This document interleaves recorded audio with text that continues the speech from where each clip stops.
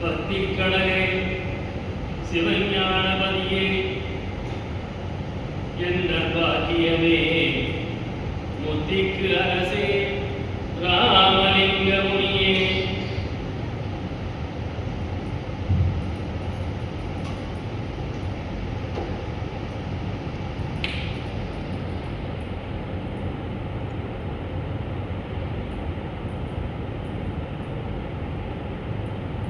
மோனமுழு பொருளே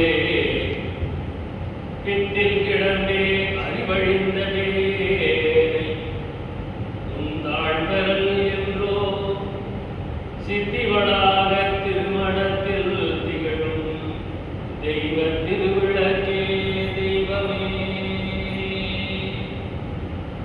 பாதியிரவில் எழுந்தருளி பாவியே எழுப்பி அருட்ஜோதி அளித்து என் உள்ளகத்தே சூழ்ந்து கலந்து துலங்குகின்றாய் நீதி நடம் செய்வேரின்பெய்தி நான் பெற்ற பெரும் பேற்றை நான் பெற்ற நெடும் பேற்றை ஓதி முடியாது என் போல் இவ்வுலகம் பெறுதல் வேண்டுவதே.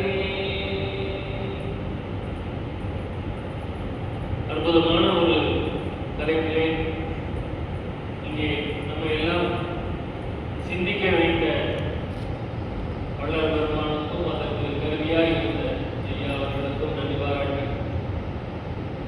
வள்ளலே வாழும் பரசிவம் என்கின்ற தலைப்பிலே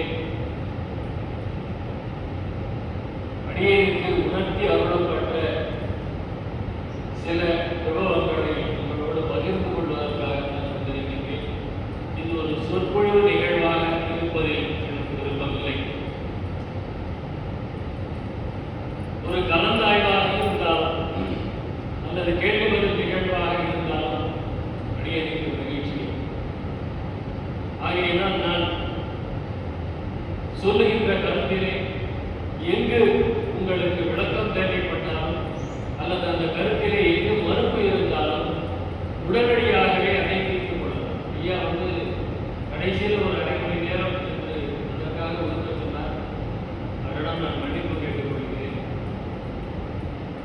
எப்பொழுது வேண்டுமானாலும் என்னுடைய உரையை நீங்கள் நிறுத்தி உங்களுடைய வினாவை கொடுக்கலாம். இது இந்த சபையின் மனதுக்கு உகந்ததா என்று எனக்கு தெரியவில்லை. ஏனென்றால் என்னுடைய கோணத்திலே நான் இந்த மாதிரி கேள்வி கேட்கணும்னு நினைப்பேன். ஆனால் அவங்க சொற்பொழிவு முடிக்கும் போது எனக்கு அந்த கேள்வி மறந்துடும். அதுக்கப்புறமா அந்த கேள்வி தெளிவு பெறவே முடியாது. அதுக்கப்புறமா 2-3 நாள் கழிச்சு ஆனால் அதை கேட்கணும்னு நினைச்சோமே ஆனால் மறந்து போச்சே அப்படின்னு தோணும். அதனால நான் என்னுடைய கோணத்திலே உங்களுக்கு கேள்வி எழுந்தால் அப்பொழுதே அதை கேட்டுவிட வேண்டும் என்று உங்களுடைய பாதங்களை வணங்கி கேட்டுக்கொள்கிறேன். வள்ளல் என வாழும் அரசு, இது எனக்கு முதல்ல இந்த தலைப்பு எனக்கு பிடிபடவே இல்லை. நான் கொஞ்சம் இந்த தலைப்பை பற்றி சிந்திச்சு வச்சிருந்தேன். இருந்தாலும் ஐயாவுக்கு ஃபோன் பண்ணிட்டேன். ஐயா, எந்த கோணத்திலே இந்த தலைப்பை அணுகுவது, உங்களுடைய எண்ணத்தில் மதித்து விட வேண்டும் அப்படின்னு நான் சொல்லி கேட்டேன். அப்புறமா ஐயா அவருடைய எண்ணங்களை எடுத்து சொன்னாங்க. அது அந்த ஒத்த கருத்து இருக்கின்ற காரணத்தினால் நான் அப்படியே என்னுடைய குறிப்புகளை அப்படியே ஏற்றுக்கொண்டு வந்திருக்கிறேன். அதனால் அந்த எண்ணங்கள் ஐயா சொல்லுவாங்க, அறிவு ஒழுக்கம் ஒத்த இடத்தில் அந்த ஒருமை என்பது தானே கூடும் என்று சொல்வார்கள். அந்த அறிவு ஒழுக்கம் மொத்த இடத்தில் அப்படின்னு சொல்லும்போது ஒரு மகிழ்ச்சியான ஒரு விஷயம். அப்படி ஐயா அவர்களுடைய அந்த கண்ணோட்டமும் என்னுடைய எண்ண ஓட்டமும் ஒத்து இருந்த காரணத்தினால் எனக்கு சற்று மகிழ்ச்சியை தரும். இல்லாவிட்டால் நான் வேறு குறிப்புகளை மாற்றி எடுக்க வேண்டிய ஒரு கட்டாயம் ஏற்படுமோ என்று அருள்பாவை 6 திருமுறைகளையும் நான் கையில் எடுத்து வந்தேன். ஒருவேளை அவருடைய எண்ண ஓட்டம் வேறு விதமாக இருந்தால் அதற்கேற்றால் நான் அவருடைய இந்த உரையை மாற்றி அமைக்கப்பட வேண்டும். ஆனால் அப்படி இல்லாமல் போனது வள்ளல் கம்மி. இருந்தாலும் வள்ளல் என வாழும் அரசுகம் என்கின்ற தலைப்பிலே அந்த வள்ளல் என்பது என்ன, அல்லது வள்ளல் என வாழும் அப்படின்னு வாழும் அப்படிங்கிறது வாழ்க்கன்னு சொன்னா பரவாயில்ல, வாழக்கூடிய சொன்னா பரவாயில்ல, இங்க வாழும் என்று அதை இந்த பிரசன்ட் டென்ஸ்ல போட்டிருக்கிறார். அடுத்தது பரசிவம். அப்போ இதை பிரித்து காண வேண்டிய ஒரு யோசனை ஏற்படும். நான் ஐயா மாமனிதர் அப்படின்னு சொன்னாங்க. நான் நாயினும் கடையே நீயும் இழிந்தேன் ஆயினும் வள்ளல் பெருமான் என்னை இந்த மாதிரி அரங்கத்திலே ஏற்றி வைத்திருக்கின்றார் என்ற ஒரு எண்ணத்தோடு தான் நான் பார்த்து கொண்டிருக்கிறேன். எனக்கு ஒரு சாதாரண மனிதனுக்கு இருக்கக்கூடிய சிறிய அறிவு கூட இல்லாத ஒரு சிறியவன் வள்ளல் பெருமான் என்னுள்ளிருந்து இதையெல்லாம் சொல்ல வைக்கின்றான் என்கின்ற ஒரு அடிப்படையில் தான் என்னுடைய உரையை எனக்கு சுயமாக சிந்திக்க தெரியாது. வள்ளல் பெருமான் அருட்பாவிலே என்ன சொல்லியிருக்கின்றாரோ அதை மட்டும்தான் எனக்கு சிந்திக்க தெரியும். அந்த அடிப்படையிலே இந்த வள்ளல் என்பது என்ன அப்படின்னு பார்க்கும் பொழுது வள்ளல் பெருமான் வள்ளல் என்று யாரை சொல்லுகின்றார்? நமக்கெல்லாம் தெரியும். கடையேழு வள்ளல், தலையேழு வள்ளல், இடையேழு வள்ளல். நமக்கு அந்த வள்ளல் அப்படின்னா தமிழ் அதெல்லாம் படிச்சிருக்கோம். அதுக்கு கூட அந்த கடையேழு வள்ளல் தான் என்ன, இடையேழு வள்ளல் தான் என்ன, தலையேழு வள்ளல் தான் என்ன அப்படிலாம் அவ்வளவு சொல்லிக் கொடுத்தது இல்லை. கடையேழு வள்ளல் பற்றி மட்டும்தான் எங்களுக்கெல்லாம் பாடம் நடத்தி இருக்கிறாங்க.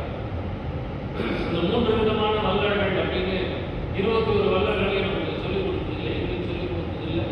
இப்பொழுது இருக்கக்கூடிய காலத்தில் வள்ளலையே சொல்லிக் கொடுக்கிறது. இந்த கடையேழு வள்ளல் அப்படின்னா என்ன விளக்கம் அப்படின்னு யோசிச்சா, தன்னிடம் வந்து இறப்பவர்களுக்கு கொடுத்து உதவுபவர்கள் கடையேழு வள்ளல்கள் அப்படின்னு விளக்கம் இருக்கிறது. இடையேழு வள்ளல் அப்படின்னு சொன்னா தன்னிடம் வந்து கேட்பதற்கு அச்சப்பட்டு கொண்டு நாணப்பட்டு கொண்டு இருக்கக்கூடியவர்களின் குறிப்பை அறிந்து அவர்களுக்கு உதவுபவர்கள் இடையேழு வள்ளல்கள். தலையேழு வள்ளல்கள் என்று சொன்னால் தன்னிடம் வராமலே தன்னிடம் வராதவர்களுக்கும் இறக்காமல் இருந்து இறக்காமல் கேட்காமல் இருப்பவர்களுக்கும் அவர்களுடைய இடம் தேடி அவர்கள் குறிப்பறிந்து அவர்களுக்கு உதவி செய்வது தலையேழு வள்ளல்கள் அப்படின்னு சொல்லுவாங்க. இப்படிப்பட்டவர்களை எல்லாம் வள்ளல் என்று சொல்லுகின்றார்கள். சரி, வள்ளலார் வள்ளல் என்று யாரை சொல்லுகின்றார்? வான் கொடுத்த மணிமந்தில் திருநடனம் புரியும் வள்ளல். வான் கொடுத்த மணிமந்தில் திருநடனம் புரியும் வள்ளல். அப்ப இந்த 3 வள்ளல்கள் நம் உலகிலே சொல்லக்கூடிய இந்த வள்ளல் என்பதற்கும் வள்ளல் பெருமான் சொல்லக்கூடிய அந்த வள்ளல் என்பதற்கும் என்ன ஒற்றுமை, என்ன வேறுபாடு? வான் கொடுத்த மணிமந்தில் திருநடனம் புரியும் வள்ளல். அதுதான் வள்ளல் பெருமான். நிறைய பாடல்கள், கிட்டத்தட்ட ஒரு 80 பாடல்களுக்கு மேல இந்த வள்ளல்கிற வார்த்தையை வள்ளல் பெருமான் பயன்படுத்தி இருக்கின்றார். அத்தனை பாடல்களிலும் வள்ளல் பெருமான் அந்த வள்ளல் என்கின்ற வார்த்தையை இறைக்கு பதிலாக பயன்படுத்தியிருக்கிறார். அப்ப இந்த 3 பிரிவினரை விட வேறொரு நிலையை வள்ளல் பெருமான் அங்கே வள்ளல் என்பதற்கு எடுத்து காட்டுகின்றார். அப்ப இங்க வான் கொடுத்த மணிமந்தில் திருநடனம் புரியும் வள்ளல், எல்லாம் வல்லவர். அவர் எப்படிப்பட்டவர் அப்படின்னா எல்லாம் வல்லவர். நான் என்னுடைய பள்ளிக்கூடத்தில் படிக்கும் பொழுது 9ஆம் வகுப்பு படிக்கும் பொழுது தமிழில் இந்த வள்ளல் பற்றி சொல்லிக் கொடுக்கும் பொழுது என்னுடைய தமிழ் ஆசிரியை என்ன கேட்டேன், முல்லைக்கு தேர் கொடுத்தார், மயிலுக்கு போர்வை கொடுத்தார் அப்படின்னு. அப்ப நான் கேட்டேன், முல்லைக்கு தேர் கொடுத்தது முட்டாள்தான் தானே நான் பேசுறேன். ஏன்னா அவர் ஒரு அரசர். அப்படி கை தட்டினா அங்கே பந்தல் போடுவதற்கு ஆட்கள் தயாராக இருந்திருப்பார்கள். அப்படி இருக்க இவர் வந்து தேர்தல் அந்த முள்ளக்கூடிய ஏற்றி விட்டுட்டு அவர் நடந்து போனார் அப்படிங்கிறதுல இதில் வியப்பதற்கு என்ன இருக்கின்றது? அது ஒரு முட்டாள்தனமான செய்தி தானே. அந்த முல்லைக்கு பந்தல் எடுங்கள் என்று கட்டளை இட்டு இருந்தால் உடனே அந்த பந்தல் இட்டு விடப்பட்டு இருக்குமே அப்படிதான் நான் சொல்றேன். மயிலுக்கு போர்வை கொடுத்தார் அப்படின்னா இது ஒரு விஷயமா? இது மயிலுக்கு போத்திட்டீங்க, அவர் போத்தி விட்டா அந்த மயில் அப்புறமா எப்படி போகிறது இருக்கான்னு நான் கேட்கிறேன். அப்பொழுது எனக்கான நான் சரியான விடை எனக்கு கிடைக்கவில்லை. ஏன்னா அப்பெல்லாம் தெரியும் அது என்ன பண்றாரு, நம்ம கேள்வி கேட்டா என்ன பண்ணுவாரு, பேசாம உட்காருயா. அது மாதிரி எனக்கு சரியான விடை அப்பொழுது கிடைக்கவில்லை. அது சன்மார்க்கத்துக்கு வரும்பொழுது சன்மார்க்கத்திலே வள்ளல் பெருமான் இதே கேள்வி நான் எங்க அப்பா கிட்ட கேட்டேன். நான் படைத்த படங்களை கேட்டியில் இருந்தேன், குளத்தில் இருந்தேன், கிணத்தில் எரிந்தேன் அப்படின்னு சொன்னோன்னா நான் கேள்வி கேட்டேன். இது முட்டாள்தனமா இல்லையா? அந்த படத்தை வச்சிருந்தா எல்லாருக்கும் உதவி பண்ணியிருக்கலாம் இல்லையா? அதுதான் இதுக்கு கிணத்துலையும் குளத்துலையும் கூரையிலையும் எரிஞ்சேன் வள்ளலார் சொல்றாரு அப்படின்னு நான் எல்லா பகுதியும் கேட்கிறேன். அப்போ இதற்கு கிடைத்த பதில் அந்த வள்ளல்களுக்கு கிடைத்த பதிலாக வள்ளல் பெருமானுக்கு அந்த பணத்தை கையில் தொட்டவுடன் அலுவலப்பாக எடுக்கிறது. ஐயோ இந்த பணத்தை போய் நம்ம தொடர்பு உதறி இருப்பார். நம்ம ஒரு தமிழுக்கு சொல்லிச்சுன்னா என்ன பண்ணுவோம்? உதறிடுவோம். அந்த மாதிரி வள்ளல் பெருமானுக்கு அந்த பணம் உறுத்துகின்றது. ஐயோ இதை போய் நாம் தொடுகின்றோமே, இதை தொட்டு வாங்குகின்றோமே என்று உறுத்தி இருக்கக்கூடிய காரணத்தினால் அதை தூக்கி எறிந்து போயிருக்கிறார். அப்போ அந்த க்ஷணம் அப்பொழுது அந்த மாறி முல்லைக்கு தேர் கொடுத்தான் அப்படின் போது அந்த க்ஷணத்திலே அந்த முல்லை கொடி வாடியதை அவனால் தாங்க முடியவில்லை. ஒரு க்ஷணம் நேரம் கூட அந்த முல்லை இனி வாழக்கூடாது என்கின்ற அந்த உயர்ந்த ஜீவகாத்மி ஒழுக்கத்தினால் தன்னுடைய தேரை என்று கொடுத்திருப்பான். அப்படிங்கிற அந்த ஜீவகாத்மி ஒழுக்கம் என்கின்ற அந்த ஜீவகாரணியின் கருணை தயவு அந்த இடத்திலே இருக்கின்றது அப்படிங்கிறத வள்ளல் பெருமானுடைய இந்த விஷயத்தை பார்க்கும்போது தான் போகிறது. அப்போ ஒரு காலத்திலே முட்டாள்தனமாக தெரிந்த அந்த ஒரு விஷயம் சன்மார்க்கத்தை வள்ளல் பெருமானை புரிந்து கொள்ளும் பொழுது அது ஒரு கருணை நெறியாக நமக்கு தெரிகிறது. அப்படி இங்கே வள்ளல் என வாழும் என்று சொல்லும் பொழுது அந்த கருணை நெறியாக இருக்கக்கூடியது அந்த பரசிவம். இந்த பரசிவம் என்பது என்ன? இது வள்ளல் பெருமான் ரொம்ப தெளிவாக என்ன மாதிரி ஆளுகளுக்கு கூட புரியணுங்கிறதுக்காக உரைநடை திருவடி புகழ்ச்சிகளுக்கு பரசிவம், சின்மயம், பூர்ணம், சிவபோக, வாக்கியம், கருணை அப்படின்னு அப்படியே உரைநடை பல இடங்களிலே வள்ளல் பெருமான் அந்த பரசிவம் என்ற வார்த்தையை கையாளுகிறார். இருந்தாலும் அதுக்கெல்லாம் எனக்கு அர்த்தம் தெரியுமா அப்படின்னு வள்ளல் பெருமான் இல்லை அதுக்கெல்லாம் உங்களுக்கு அர்த்தம் தெரியுமா உரைநடை கொடுக்கணும். அப்போ அந்த பரசிவம் என்கின்றது என்ன? அல்லது வள்ளலிடம் வாழும் பரசிவம். அது அந்த வாழும் என்று சொல்லக்கூடியது எனக்கு ரொம்ப இந்த வாசகத்தில் இது நெஞ்சல் உறுத்தல் என்கிற முதல் திருமுறையிலே நெஞ்சல் உறுத்தல் என்கிற தலைப்பிலே வரக்கூடிய ஒரு வாசகம். அந்த வள்ளலிட வாழும் பரசிவத்தின் வன்னி வெப்பம் அதுதான் அங்கே சூட்சுமமாக இங்கே ஐயா வந்து அந்த தலைப்பு கொடுக்கிறார். வள்ளலிட வாழும் பரசிவம் என்றால் அந்த பரசிவம் எப்படிப்பட்டது? அது நமக்கு என்ன சொல்லுகின்றது? நாம் அதை எப்படி கையாள வேண்டும், எப்படி அதை அடைய வேண்டும் என்பதையெல்லாம் இங்கே நாம் கருத்தாய்வு செய்ய வேண்டும் என்கின்ற ஒரு அற்புதமான நோக்கத்துடன் இந்த தலைமை எனக்கு இங்கே அருளி இருக்கின்றார். அந்த 21 வள்ளல் அது அதுக்குள்ளார நான் போக விரும்புகிறேன். இந்த பரசிவம் என்று நாம் பார்த்தோம் என்றால் அது ஒரு புறநானூற்று பாடல். பகர்ந்துள்ள சூக்கமமா பரஸ்வரூப நிகழ்த்தில் தருசேவோ பாதி சூன்யமாகி சச்சிதானந்த மயமாகும் அபரம் ஐந்தொழிலும் புரி சுரூபமாம் தூலம் மந்திரவத்தாகும் புகழரும் சூக்கும ஞான கண்ணார் காண்புவதாம் விரிவி நிற்கும் வாக்கு விகற்பங்களை இங்கு இயம்பின் மிகவும் மனத்திற்கு அதிக மோகத்தை விளைக்கும். என்ன இதுக்கு பொருள்?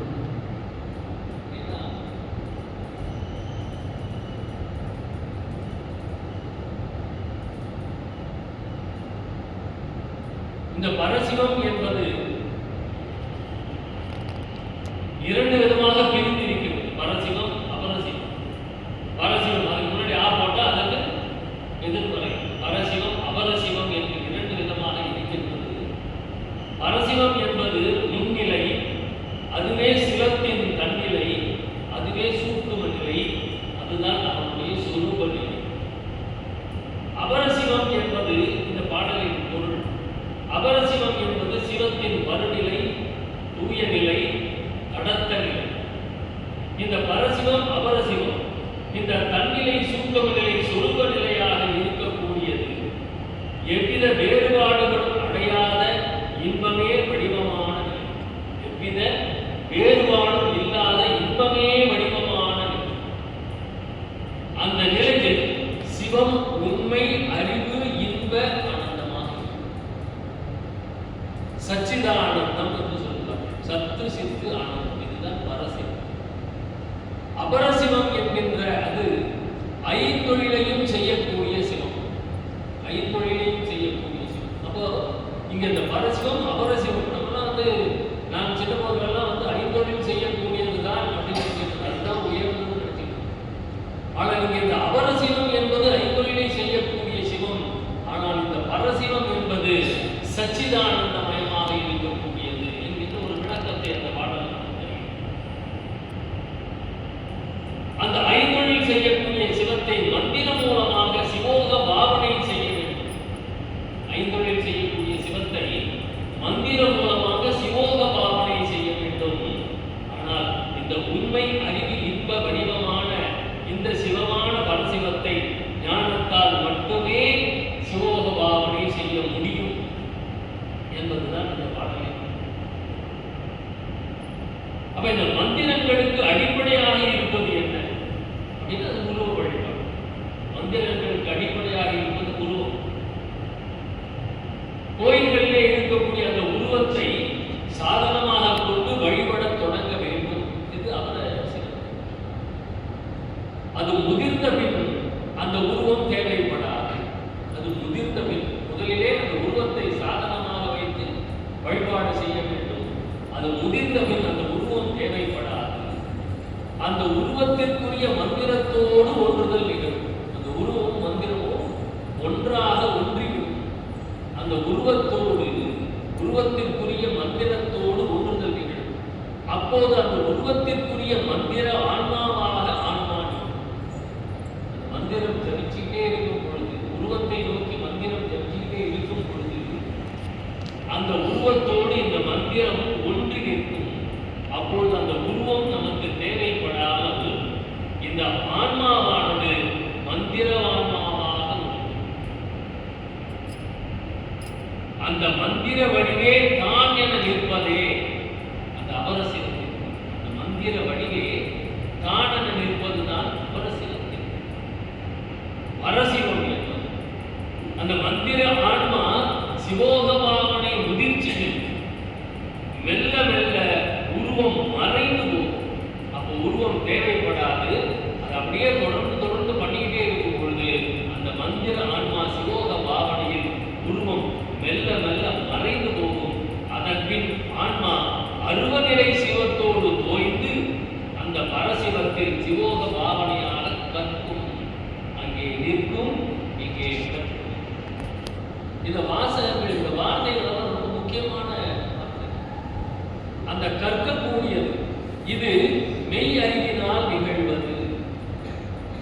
இதனை ஞானத்தால் மட்டுமே இந்த சிவோக பாவனை மெய் அறிவின் சொல்வார். கற்றே சிற்றம்பல கல்வியை கற்று கருணை நெறி. அந்த சிற்றம்பல கல்வியை கற்க வேண்டும், கற்று கருணை நெறி.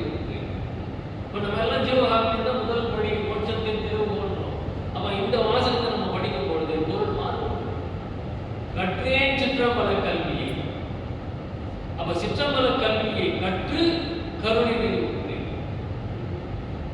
அந்த கருணை நெறி என்பதை நமக்கு அந்த சிற்றம்பல கல்விக்கு பிறகுதான் கிடைக்கக்கூடிய அந்த கருணை. அந்த சிற்றம்பல கல்வி என்பதுதான் இந்த பரசிவம். அந்த ஆன்மா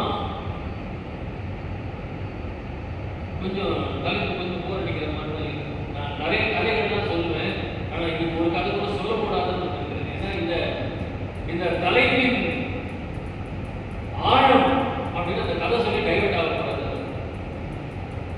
தூக்கம் வந்துன்னா கொஞ்சம் எழுந்திரிச்சு நின்றுட்டு அப்புறம் உட்காருங்க. சூழ்நிலை அது மாதிரி அமைஞ்சு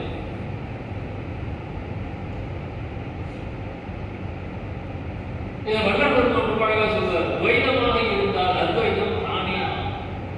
துவைதமாக இருந்தால் அத்வைதம் தானே ஆகும். எப்படி எனில் பார்க்கும் தான் கெடுவது அத்வைதம். பார்க்கும் தான் கெடுவது அத்வைதம். பார்க்கப்படும் பொருளும் கெடுவது அதீதம் சக்தி. பார்க்கப்படும் பொருளும் கெடுவது. தியானம் எப்படி பண்ணணும்? எல்லாம் கலந்துருக்கீங்கன்னா தூக்கலாம். ஐயா கலந்துருக்கீங்களா? ஐயா தியானம் எப்படி பண்ணணும்? ஐயா நான் சின்ன பையன், நீங்க தாராளமா தைரியமா சொல்லலாம். ஒரு உருவத்தை நினைத்து தியானம் செய்ய வேண்டும். உருவம் இல்லாமல் அருவமாக தியானிக்கப்படாது. வள்ளற்பருடைய வாசகம். என்னுடைய சொந்த கருத்து, சொந்த வார்த்தை எதுவுமே கிடையாது. முதலில் நான் சொல்லுவேன், தியானம் என்பது ஒரு உருவத்தை நினைத்து செய்வது. அது செய்ய செய்ய என்ன ஆகும்? உருவம் கரைந்து அருவமாகும். உருவம் கரைந்து அருவமாகும். எடுத்த உடனே நான் எதையுமே நினைக்க மாட்டேன், நான் அப்படியே உட்கார்றேன் அப்படின்னா அங்கே கூட உண்டாகும். ரொம்ப தெளிவாக சொல்லுது. நடந்த வண்ணம் உரைத்தல் என்ற ஒரு தலைப்பு உரை நடிப்பது இருந்தது. இப்போ இல்லை. இப்போ எல்லாம் வந்து ரொம்ப அதிக நிலையில் இருக்கிறாங்க. அதெல்லாம் இருக்கிறாங்க. அதில் வள்ளல் உருவ வழிபாடு எவ்வளவு அவசியம் என்பதை தெள்ள தெளிவாக எடுத்து தெரிவிக்கிறார். உருவ வழிபாட்டினால் மட்டுமே அப்படின்னு வள்ளல் இறைவனுடைய அருளை, பிரம்ம பிரகாசத்தை உருவ வழிபாட்டினால் மட்டுமே அடைய முடியும் என்று தெரிவிக்கிறார். பிரம்மத்தை நேரடியாக வழிபட முடியாது என்று பிரம்மத்தை வழிபட்டவர்கள் அப்படின்னு சொல்லி சொல்லுவாங்க. அப்ப அதுல ஒரு கேள்வி வந்து கேட்பாங்க, பக்தி செய்து உருவ வழிபாட்டிலே இருந்த நக்கீரர், குமரகுரு அவர்கள் எல்லாம் இறந்தவரை எழுப்பக்கூடிய வல்லமை பெற்றிருந்தார்கள். பிரம்மத்தை வழிபட்டவர்கள் என்ன செய்திருக்கின்றார்கள் என்ற கேள்வியோடு அந்த தர்க்கத்தை வந்து வள்ளற்பெருமான் முடிச்சிருப்பாங்க. அவங்க என்ன பண்ணியிருக்கிறாங்க? அப்ப அந்த மாதிரி இங்கே இந்த உருவ வழிபாடு என்பதை வள்ளற்பெருமான் மிகவும் அற்புதமாக எடுத்து வச்சிருக்கிறார். பார்க்கும் தான் கெடுவது அத்வைதம், பார்க்கப்படும் பொருளும் கெடுவது அதீதம் சத்தியம். பார்க்கப்படும் பொருளும் அப்படின்னா நம்ம எதை பார்த்துருக்கோமோ அதுவும் கனவு. உருவம் கலைந்து அருவமாகும். உருவாய் அருவாய் உருவ உருவாய். ஐயா பாடலாம். உருவாய் அருவாய் உருவ உருவாய் ஒன்றுமில்லை இருக்குவாரே. ஒன்றும் இல்லை. உருவாய் அருவாய் உருவத்தோடையும் பார்க்கலாம், அருவத்தோடையும் பார்க்கலாம், உருவத்தோடையும் பார்க்கலாம். ஆனால் ஏன் எப்படிப்பட்டவன்? உருவாய் அருவாய் உருவ உருவாய் ஒன்றுமில்லை இருக்குவாரே. ஒன்றும் இல்லை. அப்போ ஒன்றும் இல்லை அப்படின்னா உடனே ஒன்றும் இல்லை இருக்கிறதா இல்லை. நாம் எப்படி நினைக்கின்றோமோ அப்படி வருவோம் இறைவன். ஆனால் அவனுக்கென்று தனியாக ஒரு உருவம் தேவை. எப்படிலாம் நினைக்கிறோமா? நான் இதுதான் இறைவன் அப்படின்னு நான் இதை உங்களுக்கே இருந்தேன்னா இறைவன் இப்படி எனக்கு காட்சி தருவான். அந்த மாதிரி பார்க்கும் நாம் கெடுவது, பார்க்கப்படும் பொருளும் கெடுவது, இதெல்லாம் சேர்ந்ததுதான் சுத்த சன்மார்க்கம். இது தனித்தனியா நம்ம பார்க்கவே முடியாது. அப்ப இங்கே வள்ளல் பெருமான்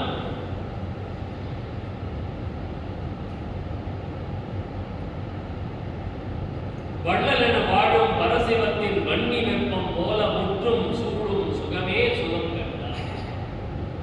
இது அந்த மொத்த வாசகம். வள்ளல் என வாழும் பரசிவத்தின் வன்னி வெப்பம் போல முற்றும் சூழும் சுகமே சுகம் கண்டார். எது சுகம்?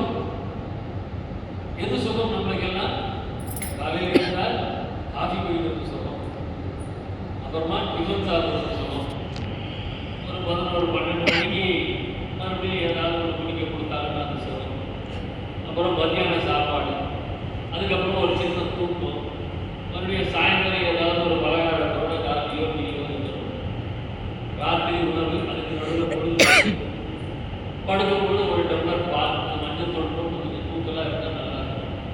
இதெல்லாம் சுகம்.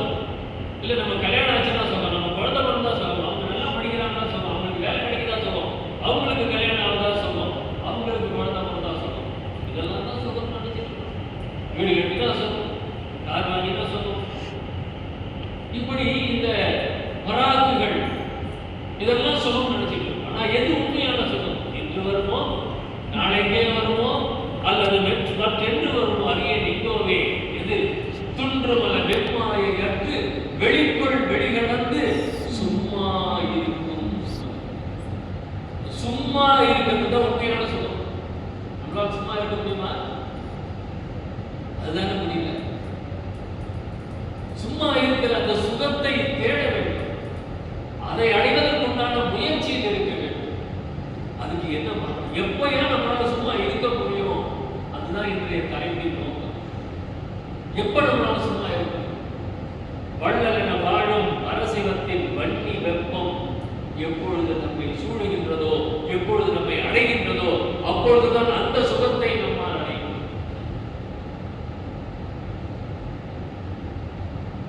அந்த வன்னி வெப்பம் அப்படின்னு வெப்பம்னா எல்லாருக்கும் தெரியும். உஷ்ணம், சூடு. அது என்ன வன்னி?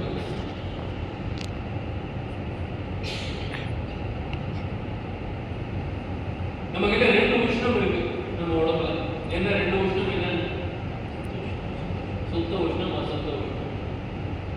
எல்லாம் தெரிஞ்சவங்க தான். அதாவது நான் கேட்கறதுக்காக இவன்னா இதெல்லாம் போய் கேட்கறானே நினைக்காம கொஞ்சம் பதில் சொல்றேன். சுத்த உஷ்ணம், அசுத்த உஷ்ணம். இந்த உஷ்ணம் எதனால் நமக்கு உண்டாகின்றது? இந்த உஷ்ணம் எதனால் உண்டாகின்றது? பஞ்சபூதங்களின் அந்த சேர்ந்து. அந்த பஞ்சபூதங்கள் நம்ம உடம்புல பஞ்சபூதங்கள் இருக்கு இல்லையா? உடம்பு ஃபுல்லா பஞ்சபூதங்கள். அந்த பஞ்சபூதங்களினால் நமக்கு உஷ்ணம் உடலிலே ஏற்படுகின்றது.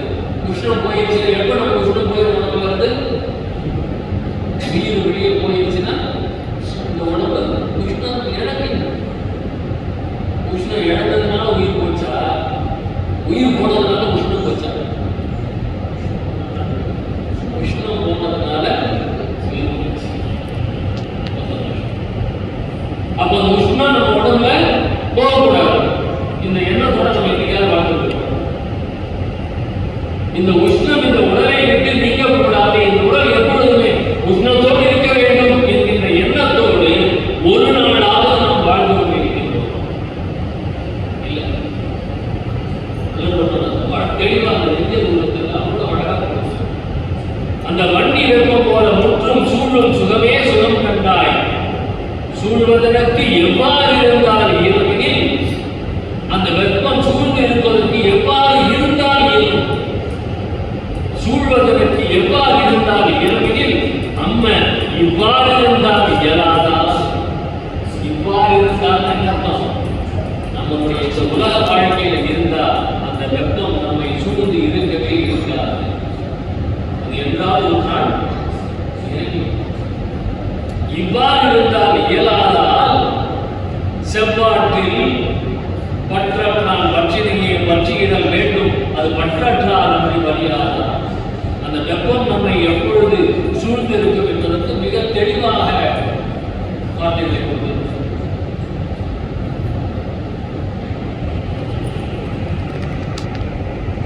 அந்த அரசியலத்தில் மண்ணில் அப்ப அந்த உஷ்ணம் இந்த விஷயத்துக்கு நம்ம அரசியல் நேரம் பாடல். இந்த பாடல் இந்திய குடும்பத்தில் இருக்கிறது.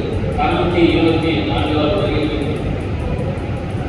ஒரு 6 கண்டுகள் 12 வழிகள் நம்முடைய வாழ்க்கை முறையை புரட்டி போடக்கூடிய அற்புதமான வரிகள். அந்த வரிகளை மட்டும் நான் சொல்லிட்டு செவ்வாற்றில் பற்றற்றால் பற்றினையே பற்றியிடல் வேண்டும். அது பற்றற்றால் அன்றி வழியாதா? கேள்விப்பட்டிருக்கலாம். அந்த பற்று அற்றவனை நாம் பற்ற வேண்டும் என்றால் நாம் பற்றை அறுக்க வேண்டும். இதுதான் பற்று அறுத்தால்தான் பற்று அற்றவனுடைய அணியை நாம் பற்றற்றால் அன்றி வழியாதா? எப்படியா பற்று அறுக்கிறது? அது பற்றற்றல் ஈங்கு பிரியும் ஜகப்பழக்க வாதனை போய் நீங்கில் எட்டி வாரா.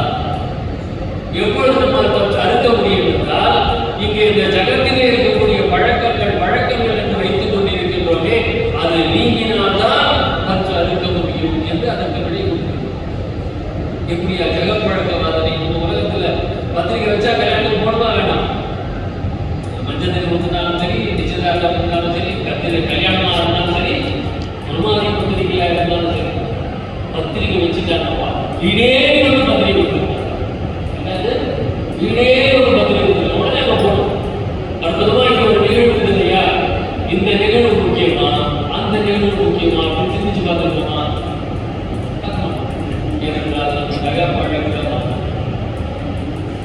அதே போல் வாதனையும் அந்தோ ரொம்ப தெளிவாக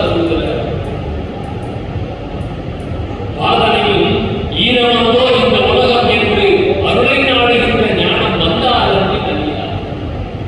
ஈரமந்தோ இந்த உலகம் என்று எல்லாருக்கும் விஷயம் தெளிவாக தெரியாது. உலகம் எப்படிப்பட்ட உலகம்?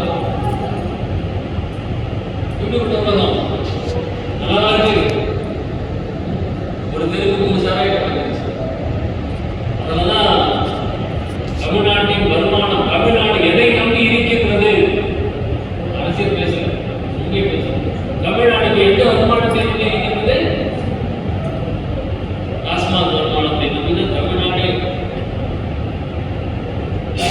நம்ம வரக்கூடிய மின்சாரம், தண்ணி எல்லாம் அதை நம்பிதான். அப்ப எப்படிப்பட்ட ஒரு சூழ்நிலையை நாம் பார்த்து கொண்டிருக்கிறோம். ஈனம் வந்தோ இந்த உலகம் என்று அருளை நாடுகின்ற ஞானம் வந்தாலன்றி அந்த உலக வழக்கத்தை நம்மளால முடிக்க முடியாது. உலக வழக்கத்தை நிறுத்த முடியலன்னா பற்று அழுக்க முடியாது. பற்று அழுக்க முடியலன்னா அருள்நிலை அமைக்கும். ஈனம் வந்தோ இந்த உலகம் என்று அருளை நாடுகின்ற ஞானம் வந்தாலன்றி முடியாதா? ஞானம் அது ஞானம் எப்போ இன்ஜினியர் மாடியில வந்து வீடு இருக்கிறவங்க கூப்பிடுறாரு. காலையே உள்ள அப்படியே ஒரு 50 ரூபாய் தாளை கீழே போடுறாரு. அது கீழே வந்தோம்னா அந்த கீழே தாளை வந்து எடுத்து பாக்கெட் வச்சுக்கிட்டாங்க. வேற எடுத்து பாக்கெட் 100 ரூபாய் தாளை போடுறாரு. அதுவும் கீழே வந்து எடுத்து பாக்கெட்ல வச்சுட்டு அம்மாடி வேலையை பார்த்துட்டு என்னடா திரும்பியே பார்க்க மாட்டேங்கிறாங்க, வேலையை பார்க்க மாட்டேங்கிறாங்க. ஒரு கல்லை விட்டு எறிகிறார்.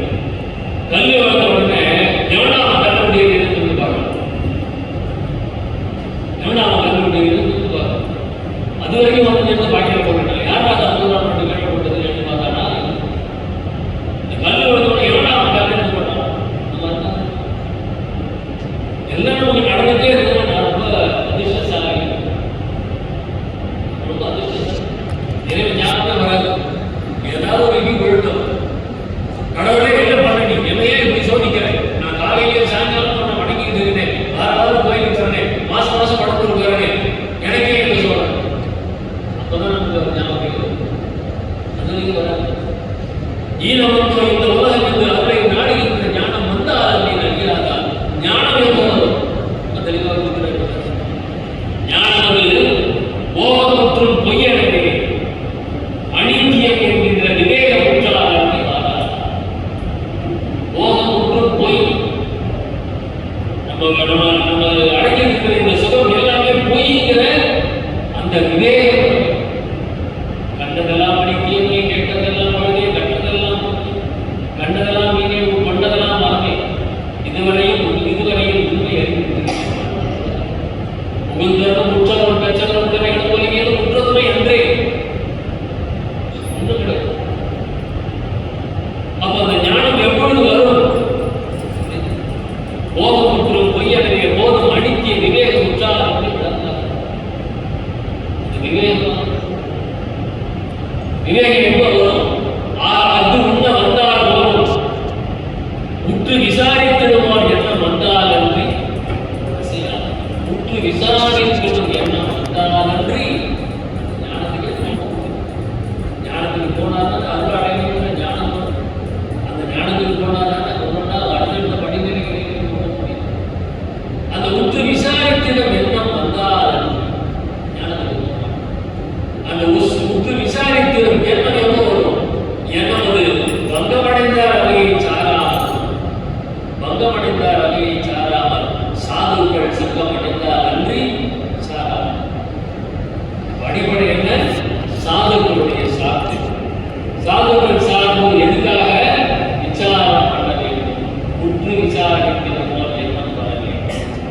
எண்ணத்தை விசாரிக்க வன்னி வெப்பம் நம்மை சூழ வேண்டும் என்றால்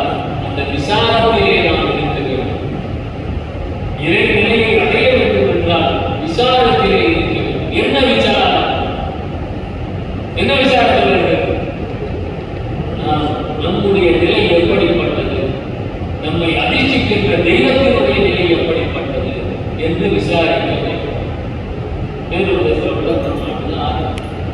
இதுவரை இருந்தது போல் இனியும் வீக்காலம் கழித்துக் கொண்டிராதீர்கள். பேருபதேசம் 1873 அக்டோபர் 22ஆம் தேதி கைப்பற்றியது.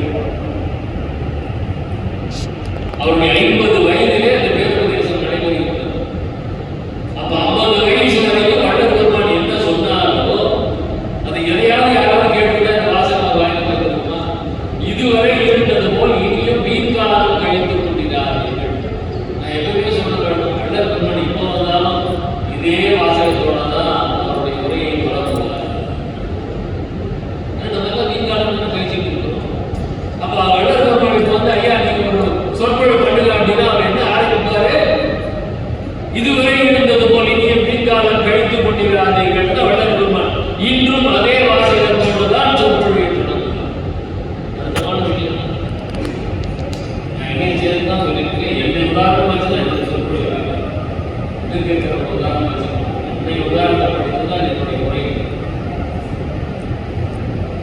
அப்ப சரி வீண்காலம் கழிச்சுட்டு இருக்கணும். என்ன பண்ணணும்? வீண்காலம் இல்லாத காலம் அப்படின்னா என்ன? நம்முடைய நிலை எப்படிப்பட்டது, நம்மை அதிர்ச்சிக்கின்ற தெய்வத்தினுடைய நிலை ரொம்ப உஷார் பண்ணுறார். அருட்பெருஞ்சோதியாருடைய நிலை எப்படிப்பட்டது என்று சொன்னார் பார்த்தீங்களா? நம்மை அதிர்ச்சிக்கின்ற தெய்வத்தின் நிலை எப்படிப்பட்டது?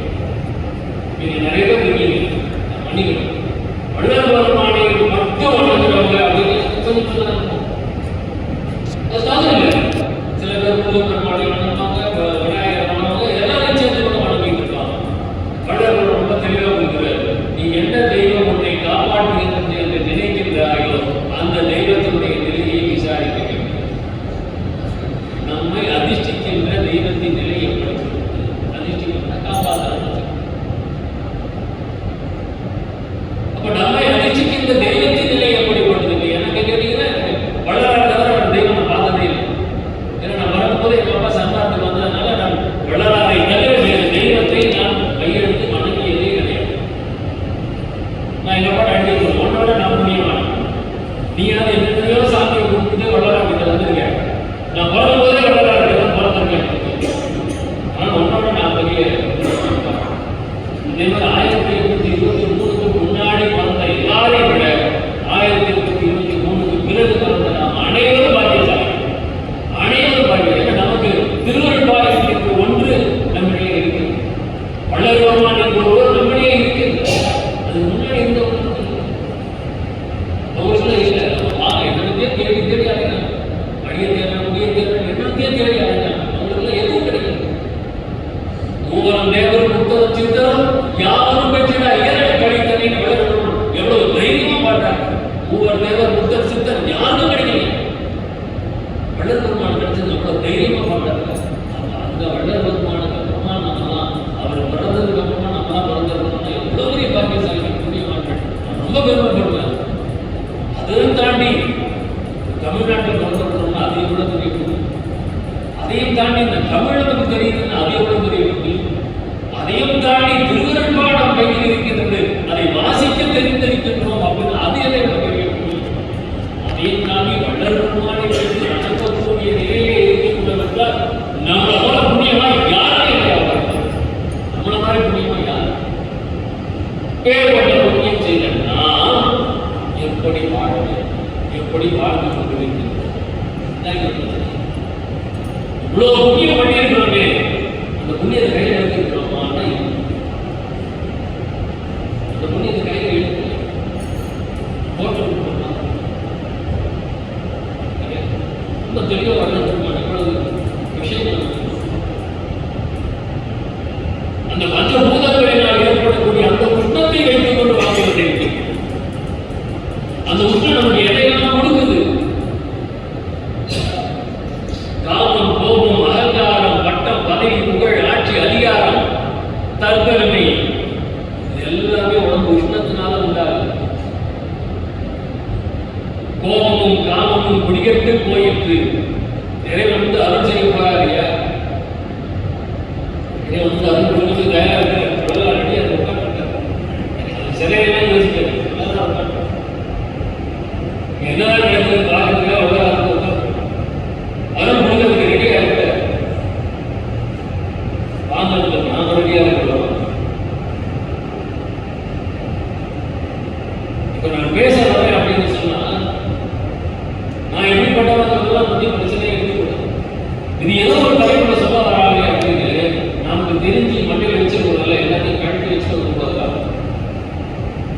ஏற்கனவே நமக்கு இதை பற்றி தெரியுங்கிற எண்ணத்தோட வந்து உட்கார்ந்தா நான் சொன்ன ஒரு வார்த்தை கூட நமக்கு கிடைக்கும். என்ன சொற்பொழிவு கேட்க போறதுடைய அடிப்படை புதுசா ஏதோ சொல்ல போறாங்க. அவங்க நமக்கு தெரிஞ்சதான் சொல்லுவாங்க. நம்மளுக்கு தெரியாத ஒரு வார்த்தை சொல்லிருக்கீங்கன்னா சத்தியமா இருக்கு. ஆனா உள்ள வரும்போது என்ன நினைப்போட நம்ம எல்லாரும் வந்து உட்கார்ந்தோம்னா ஏதோ தெரியாத ஒரு விஷயத்தை நாம் கட்டுப்பட போகிறோம் அப்படிங்கிற நினைப்போட நம்ம உட்கார்ந்தாதான் இந்த விஷயம். அப்ப இந்த உஷ்ணம் அப்படிங்கிறதுனால நம்ம இந்த உஷ்ணம் எதையெல்லாம் நமக்கு தருகிறது. அருளை கொடுக்க வந்தாச்சு, அருளை கொடுக்கறது தயாரா இருக்கிற மாற்றத்துக்கு நம்ம தயாரா இருக்கணும். இது நல்ல தருணம் அருள் செய்ய வரலாறு என்ன சொல்ற, நான் தயாரா இருக்கிறேன். இது நல்ல தருணம் அருள் செய்ய வா, அந்த அருளுக்கு நல்ல தருணம் ரெடியா யாராவது நான் ரெடியா இருக்கிறேன் வா வரலாறு வா எனக்கு அருள் நான் ரெடியா இருக்கேன் சொன்ன அளவுக்கு நம்ம யாருக்காவது துணிச்சல் இருக்கா? ரெடியா இருக்கணும். வரலாறு வந்து என்ன கேட்கறதுக்கு நான் விழுப்பேன் அவருடைய கேட்கணும் அப்படின்னா அது வரும்போது உடனே என் பிள்ளைக்கு நல்லா இருக்கும் அப்படின்னு கேட்கணும். எல்லாருமே ஒன்றும் இல்லை, டக்குன்னு வள்ளலார் வந்து என்ன கேட்பீங்கன்னா எல்லாரும் என்ன கேட்போம், சபையில் இருக்கிறதெல்லாம் சொல்லுவோம் வள்ளலார் வந்து டிவியே கேட்போம், உங்களுடைய அருள் வேணும்னு கேட்போம் அப்படின்னு சபையில் இருக்கிறதுனால சொல்லுவோம். தனியாக யோசிச்சு பாருங்க அப்படின்னு என்ன கேட்போம். நம்ம வீட்டில் என்னென்ன சிக்கல் இருக்குது அதை பற்றி இந்தாங்க சொந்தத்தில் சுத்தம் சுற்றி என்னென்ன சிக்கல் இருக்கோ அந்த சிக்கல்லாம் நீக்கி கொடுன்னா கேட்பாங்க. நீ எனக்குள்ள கலக்கணும் இல்லை நான் உனக்குள்ள கலக்கணும் அப்படின்னு கேட்போமா? ஐயா சொல்றாரு, கோபமும் காமமும் குடிகெட்டு போயிற்று, கொடியோர் அலங்காரம் கொடி கொடி ஆயிற்று, தாபமும் சோகமும் தாண்டானே சென்றது, தத்துவம் எல்லாம் எந்த வசம் இருந்தது, இது நல்ல தருணமாக செய்யும். தத்துவம் எல்லாம் எந்த வசம் இருக்கிறது. எந்த தத்துவத்தை மனம் புத்தி சித்தம் அலங்காரம் மாயை மாமாயை பெருமாயை இது வரிசையாக வசிக்கிறீ தான் மனம் வரைக்கும் வளர தத்துவம் கொடுக்கிற தத்துவ விஷயத்தின் ஒரு பாடலை தலைவர் எந்த தத்துவத்தை நம்மளோட கண்ட்ரோலில் வச்சிருக்கணும். இப்போ நான் பேசிட்டே இருக்கும்போது தூக்கம் வருது தூங்குறீங்க அப்படின்னா அந்த தூக்கம் நம்மளுடைய வசம் இருக்கிறதா? நான் உட்கார்ந்தாலும் அதே தான். இப்போ பேசிக்கிட்டு தான் எனக்கு தூக்கம் வரல, நான் கேட்டுக்கிட்டு தூக்கம் வருமா இல்லைங்களா? அப்ப அந்த தத்துவத்தை தத்துவம் எல்லாம் என்வசமாய் அவர் தூங்கணும்னு நினைச்சாலும் தூங்குவார், அவருக்கு பசி அப்படின்னு நினைச்சாலும் பசிக்கும், தாகம் நினைச்சாலும் தாகம் எடுக்கும். அவருடைய கண்ட்ரோல் அவருடைய அந்த வசத்தில் அத்தனை இருந்தது. இது நல்ல தத்துவம் அருள் செய்யும். இறைவன் அருள் செய்யறதுக்கு வந்தா கூட இப்ப இதுல வந்து நான் தண்ணி குடிக்கணும் அப்படின்னா இது எப்படி இருக்கணும்? இதுல ஓட்ட இருந்துச்சுன்னா என்ன ஆகும்? எவ்வளவு தண்ணி குடிச்சாலும் போயிட்டு தானே இருக்கும். அப்ப அருள் வந்து ஐயா கொடுக்குறேன்னு சொல்லி கொடுத்துக்கிட்டே இருந்தாலும் நம்ம கிட்ட ஓட்டை இருக்குன்னா என்ன முடியல. அந்த ஓட்டையை அடைப்பதுதான் இன்றைய தலைப்பு. ஏற்கனவே 9 ஓட்டை இருக்குது. இந்த 9 ஓட்டைகளை எப்படி அடைக்கணும்? இந்த 9 ஓட்டை அடைச்சா என்ன ஆகும்? செத்து போயிடும் இல்லையா? ஆனா சாகாம இருக்கணும் 9 ஓட்டை அடைக்கணும். எப்படி எப்படி சாத்தியம்? அதுதான் இன்னைக்கு இந்த தலைப்பு. கோபமே வருமோ காமமே வருமோ கொடிய மோகங்களே வருமோ சாபமே அணைய கண்ணை மனம் வருமோ காமத பாவி வந்திடுமோ பாவமே முடியும் லோகமே வருமோ வயலில் மாச்சரியம் வந்திடுமோ தாம அகங்காரம் வருமோ என்ற ஐய நான் கடந்ததும் அறிவார். நம்ம இன்னைக்காவது இதெல்லாம் பார்த்து வருத்தப்பட்டுருக்கோமா? கோபப்பட்டோடு வருத்தப்படுறோமா? எனக்கு கோபம் தான் நான் எப்படி இருப்பேன்னு தெரியாது. எனக்கு கோபம் தான் நான் மனுஷனாவே இருக்க மாட்டேன். அது கருமையாக சொல்லுவோம். கோபம் வந்தால் மனுஷனாவே இருக்க மாட்டேங்கிறது ஒரு கருமை. மறுபடியும் நான் சொல்றேன், என்ன வச்சு பேசிட்டு கோபம் தான் மனுஷனாவே இருக்க மாட்டேங்கிறது ஒரு கருமை. எந்த கருமை? ஐயா சொல்றாரு, நான் கலந்ததும் இதெல்லாம் வருமோ வந்துருமோன்னு ஐயா பாருங்க. இதெல்லாம் ஏன் வருது? இந்த கோபம் எல்லாம் ஏன் வருது? சாப்பாடு நம்முடைய எண்ணங்களை பிரதிபலிப்பு இதெல்லாம் நம்முடைய உடம்புல அசுத்த உஷ்ணத்தை உண்டாக்கி கொண்டிருக்கின்றன. இதெல்லாம் நம்மளுக்கு உஷ்ணத்தை தான் உண்டாக்குது.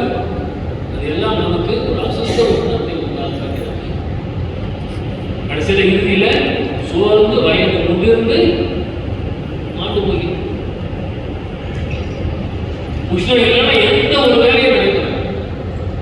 ஆண் பெண் உறவு கொள்ளும் பொழுது கூட அந்த உராசலினால் வரக்கூடிய ஒரு உஷ்ணத்தினால் அங்கே விந்து வெளியாக உயிர் சக்தி அப்பதான் உஷ்ணத்துல தான் வெளியே வரும். அப்ப அந்த உஷ்ணம் என்பது நமக்கு தேவைப்படுகிறது. அது இருந்தாலும் எல்லா வேலையும் நடக்கும். ஆனால் அந்த உஷ்ணம் அசுத்த உஷ்ணம் மாத்திரம் இருந்தால் என்ன வெளியே நம்ம போவோம் அப்படின்னா இறந்து போயிருக்கும்.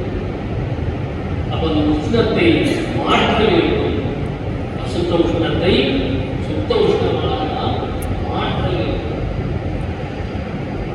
எப்படி மாற்றும்?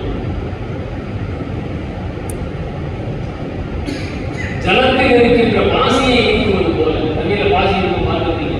அந்த பாசி நீக்கணும்னா என்ன பண்ணுவோம்? சின்ன பள்ளியில நம்முடைய ஒரு கலத்துக்கு போட்டோம். அப்படியே பாசியா இருந்துச்சு அப்படின்னா அது பாசியா ஒரு கலத்துக்கு போட்டோம் அப்படின்னா தண்ணி இருக்காங்கன்னா கலத்துக்கு போட்டா தெரியும். பாசினா அப்படிங்கிறது வந்து தண்ணி நல்லா படிச்சு தெரியும். கொஞ்ச நேரம் வச்சுருந்தாலும் பாசி திருப்பி வந்து சேர்க்கும். ஜலத்தில் இருக்கின்ற பாசியை நீக்குவது போல் நமது ஆன்மாவை தெரிய ஒட்டாமல் மூடி இருக்கின்ற ஆன்மாவை தெரிய ஒட்டாமல் ஆன்ம அறிவை தெரிய ஒட்டாமல் மூடி இருக்கின்ற பச்சை திரை. எல்லாரும் திரை 7 திரை பார்த்தோம். 7 திரை நீக்கி சொல்லி கேட்டவங்க அதனுடைய விளக்கமெல்லாம் எல்லாருக்கும் தெரிஞ்சு. அது எதை மறைத்துக் கொண்டிருக்கின்றது? இறைவனை மறைத்துக் கொண்டிருக்கிறதா? ரொம்ப அழகா புரிந்திருப்பார். நமது ஆன்மாவை தெரியவிட்டாமல் மூடி இருக்கின்ற பச்சை திரையாடிய ஆகாதிகளை விசார அதி உஷ்ணத்தால் அல்லது மற்ற உஷ்ணங்களால் நீக்க முடியாது. உஷ்ணங்கிற வார்த்தை விசார அதி உஷ்ணத்தால் அல்லது வேறு மற்ற உஷ்ணங்களால் நீக்க முடியாது. அந்த உஷ்ணம் யோகியின் அனுபவத்தில் தெரியும். அதை மனுஷ தரத்தில் உண்டு பண்ண முடியாது. மனுஷ தரத்தில் உண்டு பண்ண முடியாது. நாம எப்படி அந்த உஷ்ணத்தை அடைகிறது? அந்த கேள்வி விழுதா இல்லை. மனுஷ தரத்தில் உண்டு பண்ண முடியாது. யோகியின் அனுபவத்தில் தெரியும். அந்த விசாரத்தை விட யோகியினுடைய அனுபவத்தில் தெரியக்கூடிய அந்த விசாரத்தை விட அவர்களுக்கு ஏற்படக்கூடிய அந்த உஷ்ணத்தை காட்டிலும் அதிக உஷ்ணத்தை நம்மால் உண்டு பண்ணிக் கொள்ள முடியும். வாழும் வள்ளல வாழும் பலசீனத்தின் வண்டி தர்மம் அதுதான் சுத்த உஷ்ணம். அந்த சுத்த உஷ்ணத்தை எப்படி நாம் உருவாக்கி கொள்ள வேண்டும்? அதுதான் நம்மளை கொடுக்க போது அதை எப்படி உருவாக்கி கொள்ள வேண்டும்? அந்த விசார உஷ்ணத்தால் அன்றி வேறு உஷ்ணங்களால் அதை உண்டு பண்ணிக் கொள்ள முடியும். விசாரம்னா என்ன? அடுத்த கேள்வி. விசாரம்னா என்ன?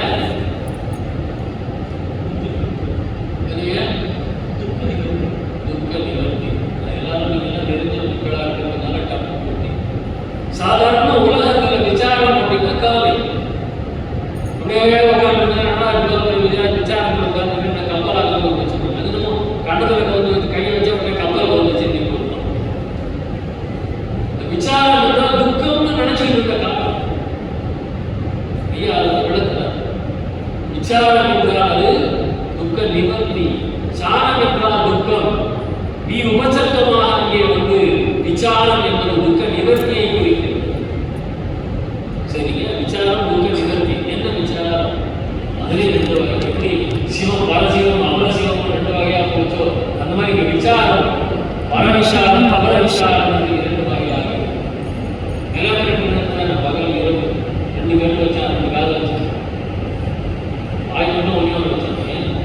ஒரு வாயோட நம்மளால கட்டுறது 2 வச்சு அந்த விசாரம் பல விசாரம் அபர விசாரம் 2 வகைப்படுகிறது. அபர விசாரம் நிகழ்வோக விசாரம், பரலோக விசாரம். பரவிசாரம் என்பது பரலோக விசாரம். பரலோகத்தில் இருந்து பரம விசாரம். அபர விசாரம் நிகழ்வோக விசாரம். எப்படி இருக்கிற என்ன கல்யாணம் ஆயிடுச்சா, கட்டிட்டீங்க, என்ன பண்ணி வைக்கிறீங்க, என்ன உத்தியோகம் பண்ற, எவ்வளவு சம்பளம், எவ்வளவு சேர்த்து வச்சுட்டு எங்க நிலம வாங்கியிருக்கிற, இதெல்லாம் நிகழ்வோக விசாரம். விசாரம் என்பது நிகழ்வோக விசாரம் இல்லை. இதை பத்தி விசாரிக்க வேண்டாம். நம்ம யாரை பார்த்தாலும் அதுதான் கேட்கணும். யாரை பார்த்தாலும் என்னப்பா எப்படிப்பா இருக்கிறேன் அப்படின்னு கேட்கல. என்ன பதில் சொல்லுவாங்க? என்ன பதில் சொல்லுவாங்க? யாராவது சொல்லுவாங்க.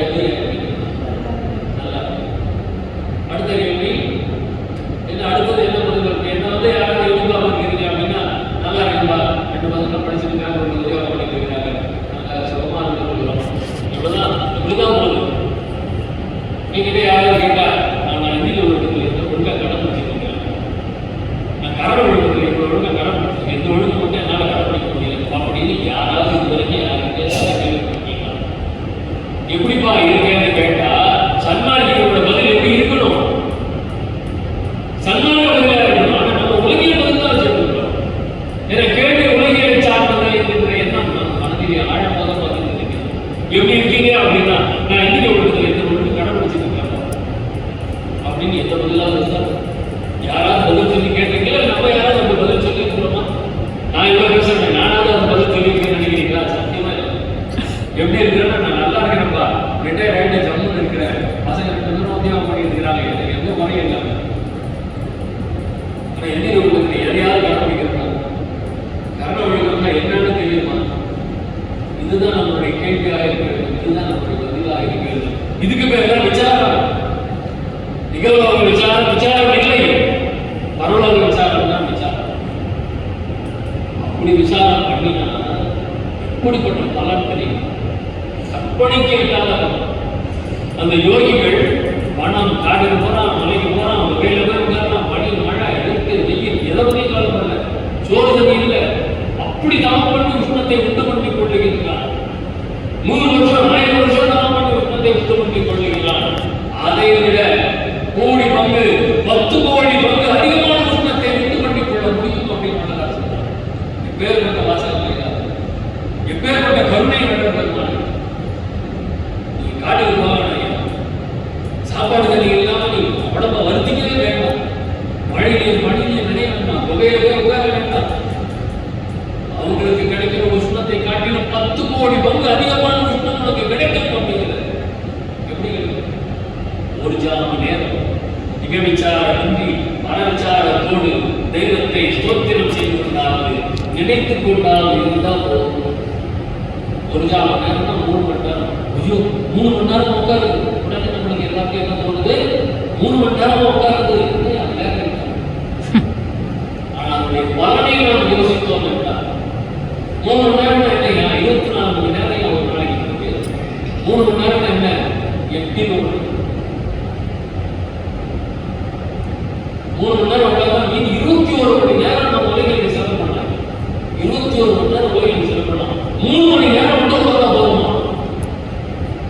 அந்த யோகிகளுக்கு கிடைக்கக்கூடிய உஷ்ணத்தை காட்ட 10 கோடி பங்கு யோசிப்பாங்க. 10 கோடி பங்குனா என்ன நிலை, என்ன நிலைக்கு நம்ம போகலாம்? வெறும் 3 மணி நேரம் செலவு பண்ண சொல்றாரு. அப்புறமா ஏன் பண்றது இல்லை?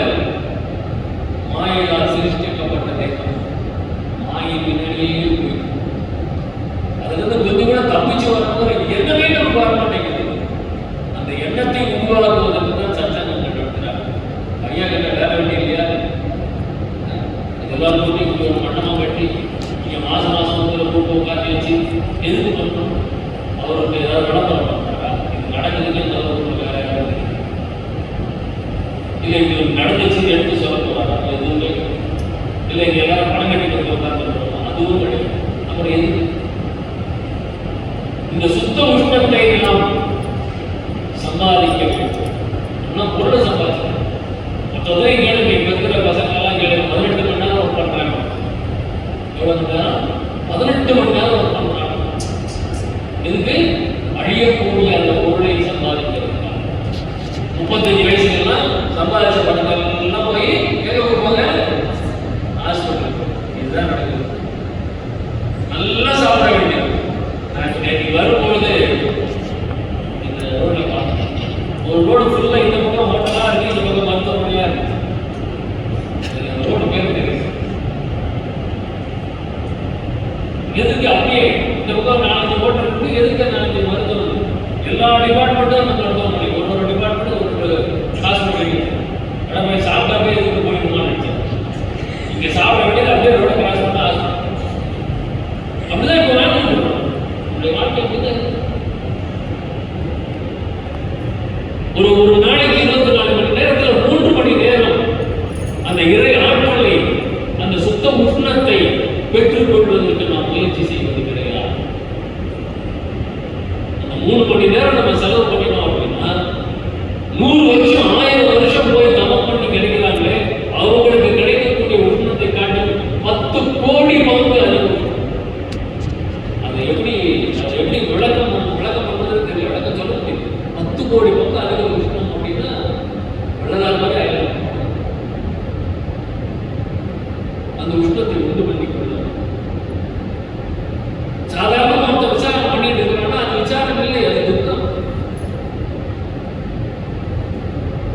எப்படிப்பட்ட ஒரு விசாரத்தை நம்முடைய நிலை எப்படிப்பட்டது, நம்மை அதிர்ச்சிக்கின்ற தெய்வத்தினுடைய நிலை எப்படிப்பட்டது, நம்முடைய நிலை என்ன? நித்திய கர்மவதி, இந்திரிய ஒழுக்கம், கர்ம ஒழுக்கம், ஜீவ ஒழுக்கம், ஆன்மீகம் கூட அப்பமா வாங்கலாம். பைட்டு கெட்டு ஃப்ரீ தான். கூட இந்திரிய ஒழுக்கம், கர்ம ஒழுக்கம் கடைபிடிச்சிட்டீங்கன்னா, அதை வாங்கிட்டீங்கன்னா ஜீவ ஒழுக்கம், ஆன்ம ஒழுக்கம் ஃப்ரீ, பைட்டு கெட்டு ஃப்ரீ. ஆனால் நித்திய கர்மவதி, இந்திரிய ஒழுக்கம், கர்ம ஒழுக்கம் 100% கடைபிடித்தால் அன்றி சுத்த உஷ்ணத்தை பற்றி பேசுது, பற்றல்களை பற்றி பேசவே முடியாது, ஞானத்தை பற்றி பேசவே முடியாது, சன்மார்க்கமே பேச முடியாது, பேசக்கூடாது. யாருக்கு நித்திய கர்மவதி, இந்திரிய ஒழுக்கம், கர்ம ஒழுக்கம் கடைபிடிக்க முடியவில்லையோ அவர்களால் அடைய முடியுமா என்பது பெரிய கேள்வி. ஏன்னா அதை பற்றி நம்ம சிந்திக்கிறது இல்லை. நம்ம உலகில் சார்புலக வாதனையை தவிர்த்தவர் உள்ளாகவே ரொம்ப தெளிவாக சார்புலக வாதனையை தவிர்த்தவர் உள்ளாகவே சத்தியமாய் அவர்கள் உத்தம சத்துரு. இறைவன் நம்ம உள்ளத்துல வந்து எப்போ உட்காருவான்? இதை கிளீன் பண்ணி கொடுக்கணும். அவர்கள் உள்ளத்தை கிளீன் பண்ணி கொடுக்கணும். வீடெல்லாம் நம்ம கொடுத்துட்டு போறோம். யார் ஏற்கனவே கொடுத்துருந்தோம் அப்படியே விட்டுட்டு போயிட்டான். நம்ம உடனே விட்டு போயிடுவோமா? என்ன பண்ணுவோம்? முதல்ல எல்லாத்தையும் சுத்தம் பண்ணி வழிபாடு பண்ணி போகணும்னு சொல்லுவோமா இல்லையா? அப்பதானே நம்ம கொடுத்துட்டு பண்ணுவோம். அப்ப இறைவன் நம்ம உள்ளத்துல வந்து கொடுத்துட்டு பண்ணணும்னா நம்ம என்ன பண்ணணும்? உள்ளத்தை தூய்மையாக்கணும். அதை எப்படி தூய்மையாக்க முடியும் என்றால் இந்த சுத்த உஷ்ணத்தினால தான் தூய்மையாக முடியும். நம்ம பாட்டு விநாயகர் மட்டும் தூய்மையாக எல்லாரும் விநாயகர் சொல்லுவீங்க. அதெல்லாம் தூய்மையாக சுத்த உஷ்ணத்தினால் மட்டும்தான் இந்த உள்ளத்தை உடலை நாம் தூய்மைப்படுத்தி கொள்ளணும். எவ்வளவுதான் குளிச்சுட்டு வந்தாலும் டெய்லி குளிக்கிறேன். எதுக்கு டெய்லி குளிக்கணும் சொல்லுங்க பார்க்கணும். எதுக்கு டெய்லி குளிக்கணும்? அப்போ உடம்பு அசுத்தம் ஆகிட்டே இருக்குது. ஏன் உடம்பு அசுத்தம் ஆகுது? ஐயா ரொம்ப அழகாக கொடுத்தாரு. இந்த நெத்திலே நம்ம உயிர் படைக்க மாட்டேங்குது. அங்க என்ன இருக்கு? சுத்த உஷ்ணம் இருக்கு. நம்ம உடம்பு அசுத்தமாயிட்டே இருக்கு. ஏன் உள்ள சுத்த உஷ்ணம் இல்லை, அசுத்த உஷ்ணம். அதனால உடம்பு டெய்லி குளிக்க வேண்டும். நம்ம குளிக்காத நிலைக்கு போகலாம், சாப்பிடாத நிலைக்கு போகலாம், தூங்காத நிலைக்கு போகலாம். எவ்வளவு சந்தோஷம். அதெல்லாம் எப்பொழுது சாத்தியம் என்றால் இந்த உஷ்ணத்தை நாம் கணித்துக் கொள்ள இந்த சுத்த உஷ்ணம் உடம்புல வந்துருச்சுன்னா இந்த புற விஷயங்கள் எதுவுமே நமக்கு ரொம்ப தெளிவாக வளர்க்கணும். அதெல்லாம் அதனால் இடைவிடாது நாம் விசார வசந்தராக இருக்க வேண்டிய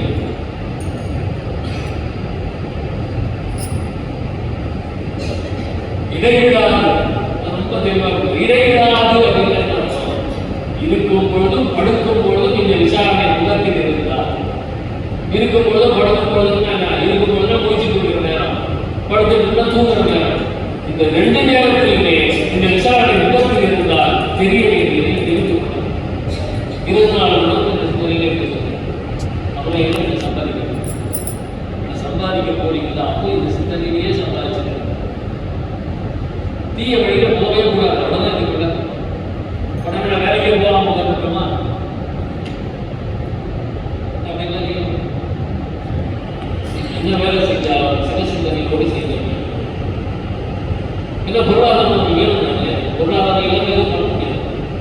எதுவும் ஐயத்துக்கு கொண்டாரு அவருக்கு எதுவும் தேவையில்லை. ஏன் அப்படின்னா அவருக்கு உலகில் கூட போவே இல்லை. அவர் குழந்தைகளே இப்படி உட்கார்ந்து ஸ்கூலுக்கே போக மாட்டேன் ஆரம்பிச்சாங்க. ஆனால் அவர் படித்த படிப்பு சாகாரே முதல்ல படிச்சிருக்கோம். நம்ம அப்படி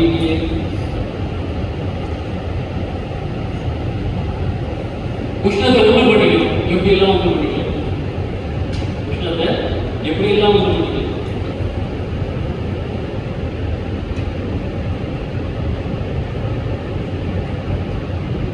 காலையில 4 மணிக்கெல்லாம் எழுந்துருவோம். எதுக்கு? எந்திரிச்சு பார்த்தா தான் அவருடைய அந்த நித்திய கர்மத்தை எடுத்துக்கலாம் அப்படின்னா மொத்தமே நமது உடலின் உஷ்ணத்தை காப்பாற்றிக் கொள்வதற்கும் வளர்த்துக் கொள்வதற்கும் தான் நித்திய கர்மவிதி என்பது சொல்லப்பட்டிருக்கிறது. இதில் நித்திய கர்மவிதியில இன்னொரு காலையில் என்னென்ன பண்ணணும் கஷ்டப்படி கொடுத்துருக்கிறார் அப்படின்னு ஒரு அலட்சிய நோக்கோடு தான் சொல்லுவாங்க. வெந்நீர் தான் குடிக்கணும், வெந்நீர்ல தான் குளிக்கணும். இதுக்கு முன்னாடி கொஞ்சம் ஞானிகள் வெந்நீர்ல குளிக்கணும்னு சொல்லியிருக்காங்களா? இதுவரைக்கும் வந்த ஞானிகள் யாராவது காலையில 4 மணிக்கு எழுதணும்னு சொல்லியிருக்காங்க, பச்சை தண்ணியில குளிக்கணும்னு சொல்லியிருக்காங்க. வள்ளலுக்கு வந்தால் வெந்நீர்ல தான் குளிக்கணும், ஏன்னா உஷ்ணத்தை இறக்கக்கூடாது. இதுவரைக்கும் வந்த ஞானிகள் எல்லாம் பழம் சாப்பிட சொன்னாங்களா இல்லையா? எல்லா ஞானிகளுக்கும் பழம் கொடுக்கிறது வழக்கம். நம்ம வள்ளல் வந்து பழமே சாப்பிடாது, பழமே சாப்பிடாது. அப்படி சாப்பிடாத இருந்தா நஸ்தாலி வாழைப்பழம், மேல் வாழைப்பழம், பங்காள வாழைப்பழம், இதில் எதையாவது சாப்பிடுது. அது கூட பசிச்சா மட்டும் சாப்பிடுது. அப்போ பழ வகைகள் என்ன பண்ணுது? உஷ்ணத்தை இறக்குது. கிழங்கு வகைகள் உண்ணாதவர்கள் வேண்டும்.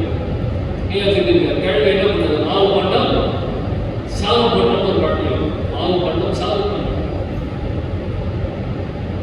கிழங்கே சாப்பிடக்கூடாதுன்னு சொல்ல வள்ளல் அந்த உஷ்ணத்தை தணிக்கக்கூடிய ஒரு கிழங்கை என்ன பண்றார்? பிடிக்கிறதை மாத்திரம் போட்டது. அது உடலுக்கு நம்ம ஆழமாக வச்சு சமைச்சு சாப்பிடுறாங்க. உடல் அதிகமாக உஷ்ணமாகி உள்ளது என்றால் உஷ்ணத்தை தணிக்கக்கூடிய அளவில் மருந்தாக அந்த கிழங்கை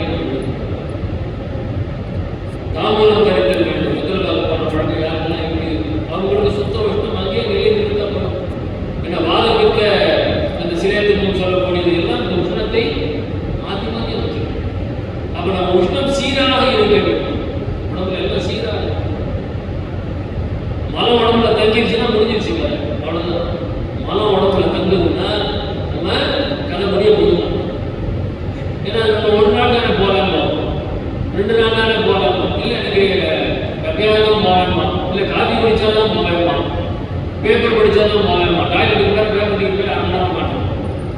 அதனால தான் அந்த ரெஸ்ட் ரூம் பேர் மாறிடுச்சு. அதுக்கு முன்னாடிலாம் ரெஸ்ட் ரூம் யாராவது சொல்லியிருக்காங்க, அதுக்கு முன்னாடி தான் சொல்லுவாங்க. ஆனால் இப்போ என்ன சொல்றாங்க? ரெஸ்ட் ரூம், ரெஸ்ட் எடுக்கிற இடம் கிடையாது. யோசிப்பாங்க. இப்போ வந்து பேரை பாருங்க, நம்மளுடைய வாழ்க்கை முறை எப்படி சீர்கெட்டு போயிருக்குது. அது ரெஸ்ட் எடுக்கிற இடமா டாய்லெட்டுக்குள்ள போனால் அதிகபட்சம் 2 நிமிஷம் 3 நிமிஷம், அதுக்கு மேலே உட்காந்துட்டோம்னா அவன் உடம்புல கோளாறு இருக்கணும், அவன் உடம்புல கோளாறு இருக்கணும். அப்போ வடக்கு எல்லாம் நித்திய கருவிகள் எடுத்து கொடுக்குறாங்க. தண்ணி எப்படிப்பட்ட தண்ணி குடிக்கணும்? உஷ்ணத்தை வளர்த்துக் கொள்ளுங்க. சுக்க சுண்ணாம்பு கடலை அதை சுட்டு அதை உணர்த்தி அதுக்கப்புறமா அதனுடைய அழுக்கை சுரண்டி அதை சுரணமாக்கிக்கிட்டு 5 பங்கு தண்ணியில அதை கொஞ்சம் போட்டு அதை 2 பங்காக நிற்க சுத்த காய்ச்சி அந்த தண்ணியை குடிக்கணும். அந்த தண்ணி குடிச்சா என்ன ஆகும்? உஷ்ணம் உடம்பிலே நிலைத்து சாவு வர. நம்ம என்ன பண்றோம்? அப்படியே வெளியிலிருந்து உள்ள வந்தோம், நம்ம ஃப்ரிட்ஜை திறக்கிறது, அதில் தண்ணி இருக்கு. தண்ணி இல்லைன்னா வேண்டிய அறிவு என்னோட ஃப்ரிட்ஜில் தண்ணி வைக்க மாட்டியா? இல்லை ஐஸ்கிரீம், இந்த ட்ரேல ஐஸ்கிரீம் போட்டு ஃப்ரீசரில் வச்சுருந்தா அந்த ஐஸ்கிரீம் 4 டம்ளர் போட்டு தண்ணி ஊற்றி குடிக்கணும். என்ன ஆகுது? நான் வள்ளலார் என்ன சொல்லியிருக்கிறேன்?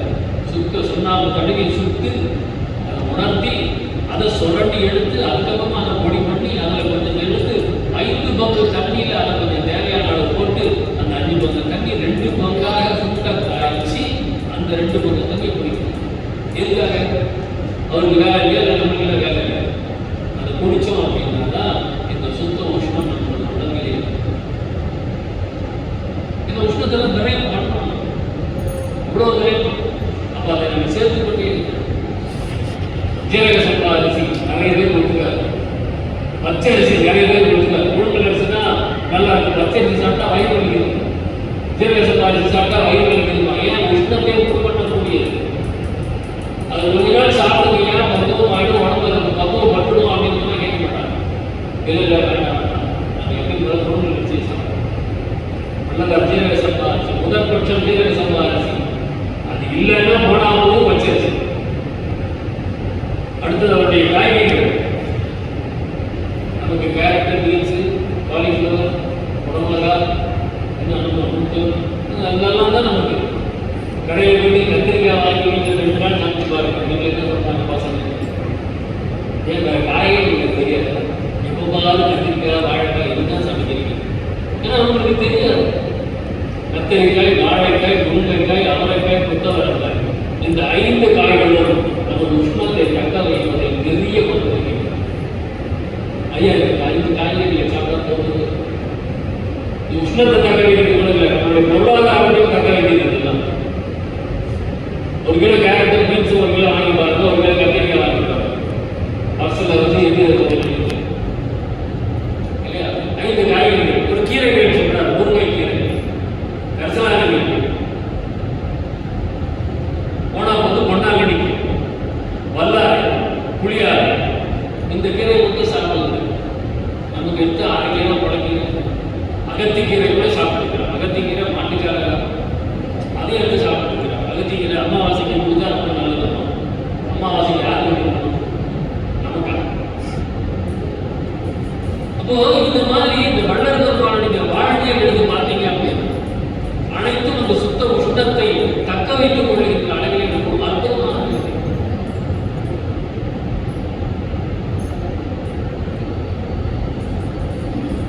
வள்ளல்களுடைய அருமை பெருமைகளை உணர்ந்தது ஒருத்தர் தான் சொல்லுவார். அவருடைய அருமை பெருமையை அவருடைய காலத்தில் இருந்து இன்று வரைக்கும் சரி நமது குறைசார் தேசி அவர் மாதிரி வள்ளல் பெருமானையும் அந்த திருவருட்பாவையும் உணர்ந்தவர்கள் யாரும் இல்லை என்பது தெரியவில்லை. அவராக ஏன் அப்படின்னு அவர்தான் நமக்கு சொல்லிக் கொடுக்கிறார். வாராத மங்கனை போய் வந்தால் மண்மையோடு சேராத பாவமெல்லாம் சேர்ந்தால் தீராத என்று யார் சொல்றார்? எங்கள் அருட்பிரகாச பெருமான் பேர் சொன்னால் ஓமே பிணி இதை சொல்லிக் கொடுத்தது சந்தேசம். ஓம் ஸ்ரீ ராமலிங்காய நமக அப்படின்னு சொன்ன போது அந்த பிணி எல்லாம் தீர்ந்து போயிடும். நாம் உடனே ஓம் ஸ்ரீ ராமலிங்காய சொல்லிட்டே அவர்கள் எல்லாம் சரியாயிடும். இப்படி சொன்னா என்ன அர்த்தம் சொல்லிக்கிட்டு ஜபத்தோடு ஆறாத வல்வினை நோய் வந்தால் எவ்வளவு வினையை வந்து இந்த சமுதிரம் நமக்கு தெரியும். எத்தனை வினைகளோட வினையும் நமக்கு தெரியும். ஆறாத வல்வினை நோய் வந்தால் வன்மையோடு சேராத பாவம் எல்லாம் சேர்ந்தால் எவ்வளவு பாவம் சேர்ந்தால் நீராது என்று யார் சொன்னார்? இதெல்லாம் வள்ளல் மேலுள்ளது முதல் வாக்கியத்தை நான் இதுவரை இருந்தது போது நீ மீன்காலம் கழித்து கொண்டிருக்கிறார். மீன்காலம் கழிச்சுக்கிட்டே இதெல்லாம் பேசுறது. அருட்பிரகாச பெருமான் பேர் சொன்னால் ஓமே மினியும் வாழிவளர் சிற்றவையில் வாழ்ந்த நடராஜர் வாழியவன் பூஜிக்கும் மாதவர்கள் வாழி என்றும் வள்ளல் ராமலிங்க அடியார்கள் ராமலிங்க மற்ற அடியார்கள் எல்லாம் உள்ளதெல்லாம் இன்பம். வள்ளல் பெருமானை வழங்குபவர்களுக்கு எந்த விதமான துன்பமும் வராது என்பதை அடுத்துச் சொல்லியவர்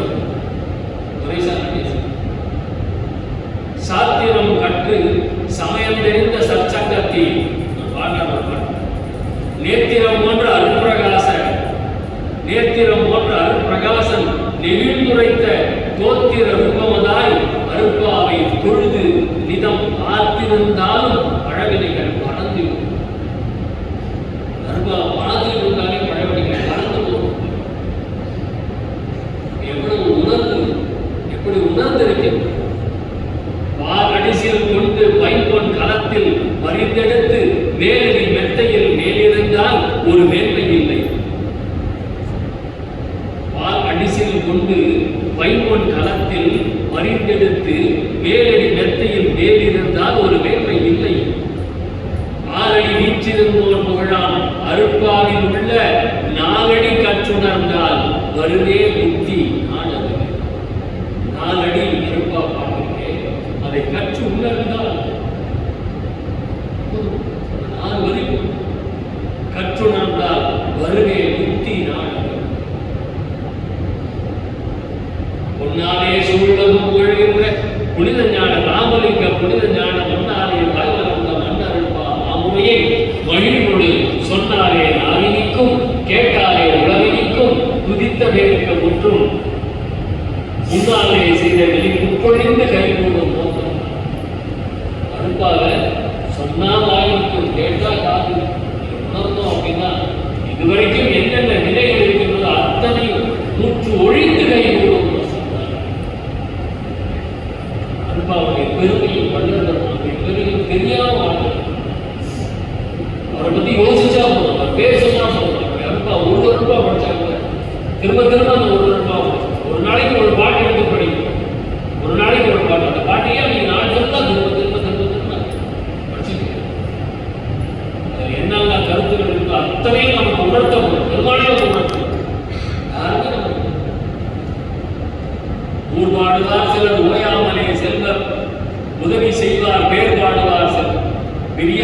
எனும் பெண்கள் கூட சீர் பாடுவார்கள். ஸ்ரீ ராமலிங்கன் தேசியர் போல் யார் பாடுவார்?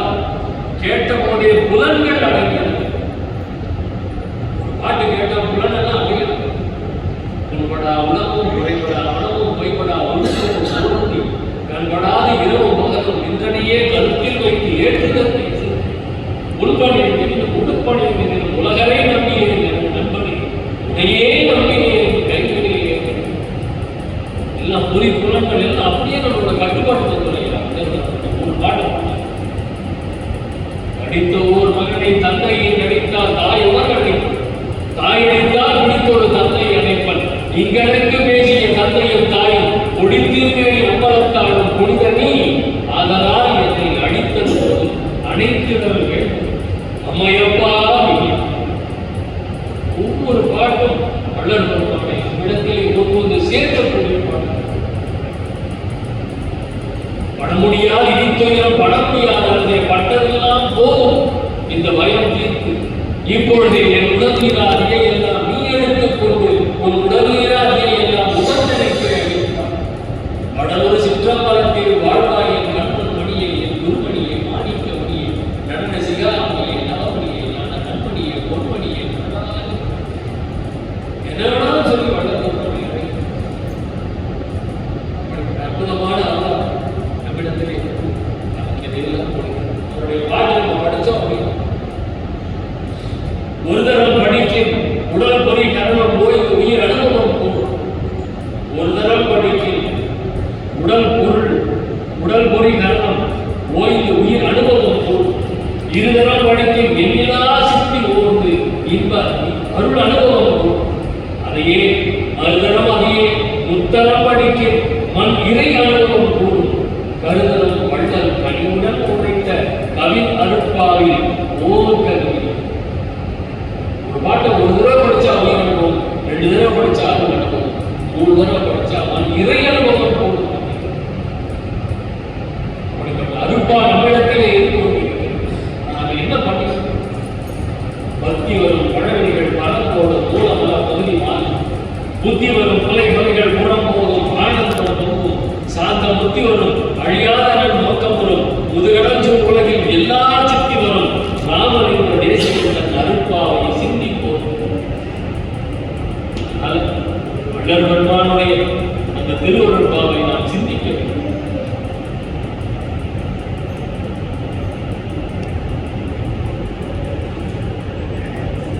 வள்ளல் பெருமான் எப்பேற்பட்ட நிலையை அடைந்தார்.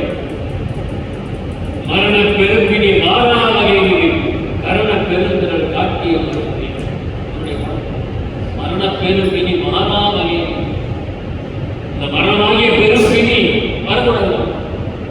அப்ப அந்த அளவுக்கு நாம் நம்முடைய வாழ்க்கை முறையை மாற்றி அமைத்துக் கொள்ள வேண்டும். இது தொடங்கி தப்பு இல்லை. இதற்கு என்ன பண்ணணும்? ஒவ்வொரு ஞாயிற்றுக்கிழமை புத்தகத்தில் போனீங்கன்னா பாவம் பண்ணிக்கணும் கொடுத்துட்றாங்க. அப்படின்னா அடுத்த வாரம் வந்து பாவம் பண்ணலாம் அர்த்தமாக இனிமே பாவம் பண்ணக்கூடாது. இதுவரை இருந்தது போல் இனிய மீன் காலம் கழித்துக் கொண்டிருக்கிறார்கள். இனிமேலாவது காலத்தை சரியான முறையிலே கையாள வேண்டும். ஏற்பட்ட பிரணவத்தின் அடிமொழியும் நடுவிலும் நின்றோமும் பெருந்தொருளை திருவடிகள் பெயர்ந்து வருகிறதை கரணமுற்று நடந்து அடியே இருக்கும் இடம் தேடி கதவு திறப்பை தருளி கடியேறி அழைத்து சரணமுற்றும் வருந்திய என் மகனே இங்கிதனை தாங்குகை என்று எனது தங்கையில் கடற்கையினில் கொடுத்து மரணமற்று வாழ்க என திருவார்த்தை அளித்தார். மரணமற்று வாழ்க என திருவார்த்தை மன்றுடையாயின் அருளின் உண்மை எவர்?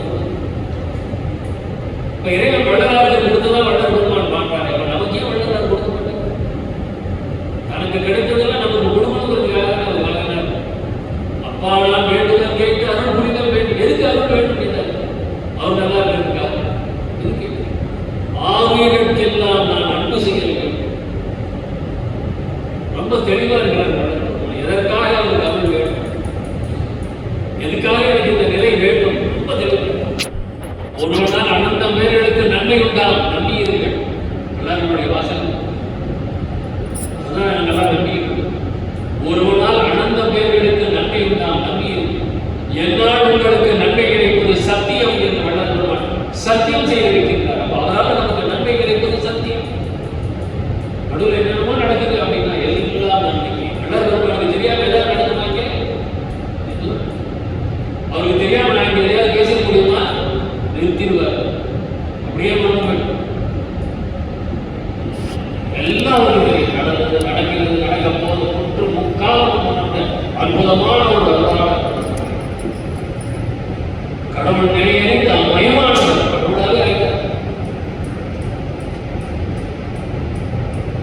உயிர்த்தனம் அறியாக இறந்தவர் அவை இவ்வுலகிலே உயிர் பெற்று மீண்டும் நயத்தோடு வருவித்தலும் ஒரு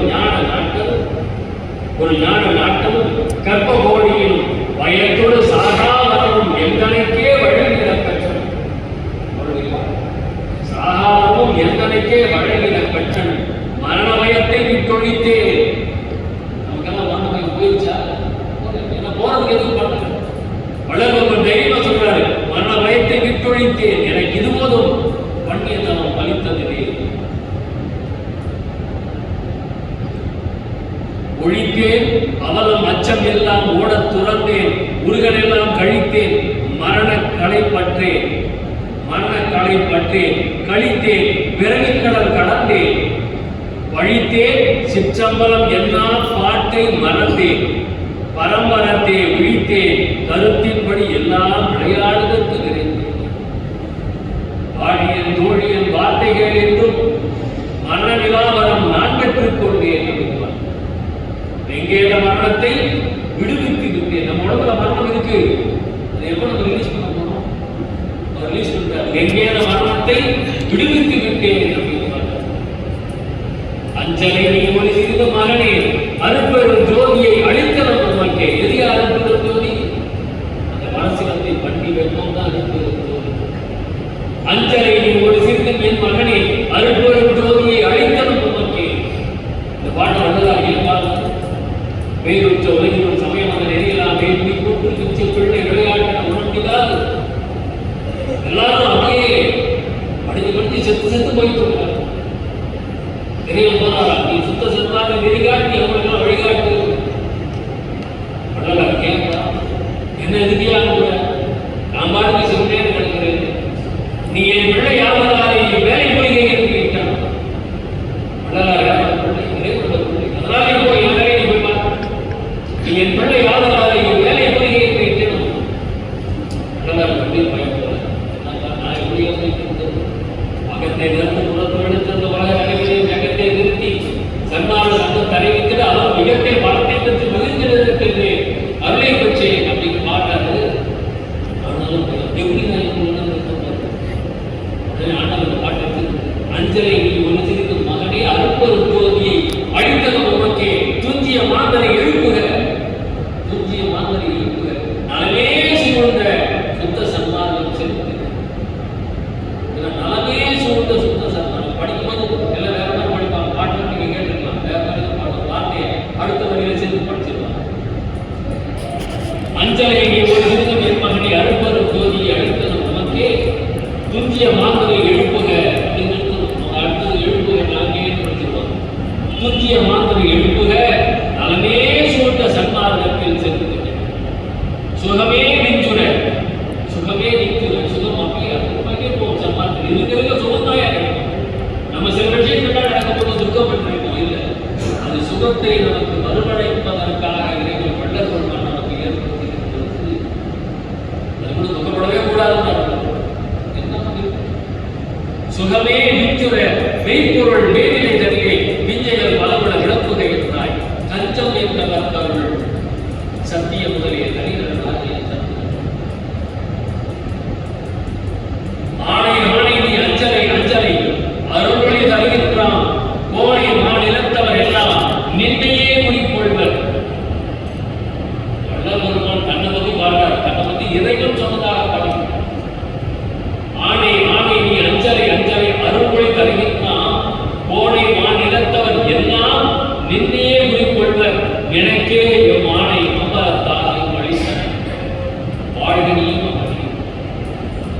இகத்தும் வளர்த்தும் பெரும் மகன்கள் எல்லாம் வருவித்து இம்மைகளை உலகத்தும் புலத்தும் கை கொடுத்த உவா என்ற நிலை அமர்த்தி ஜகத்துள்ளவர்கள் மிக துதிப்ப ஆகக்கூடாதுன்னு சொன்னாங்க.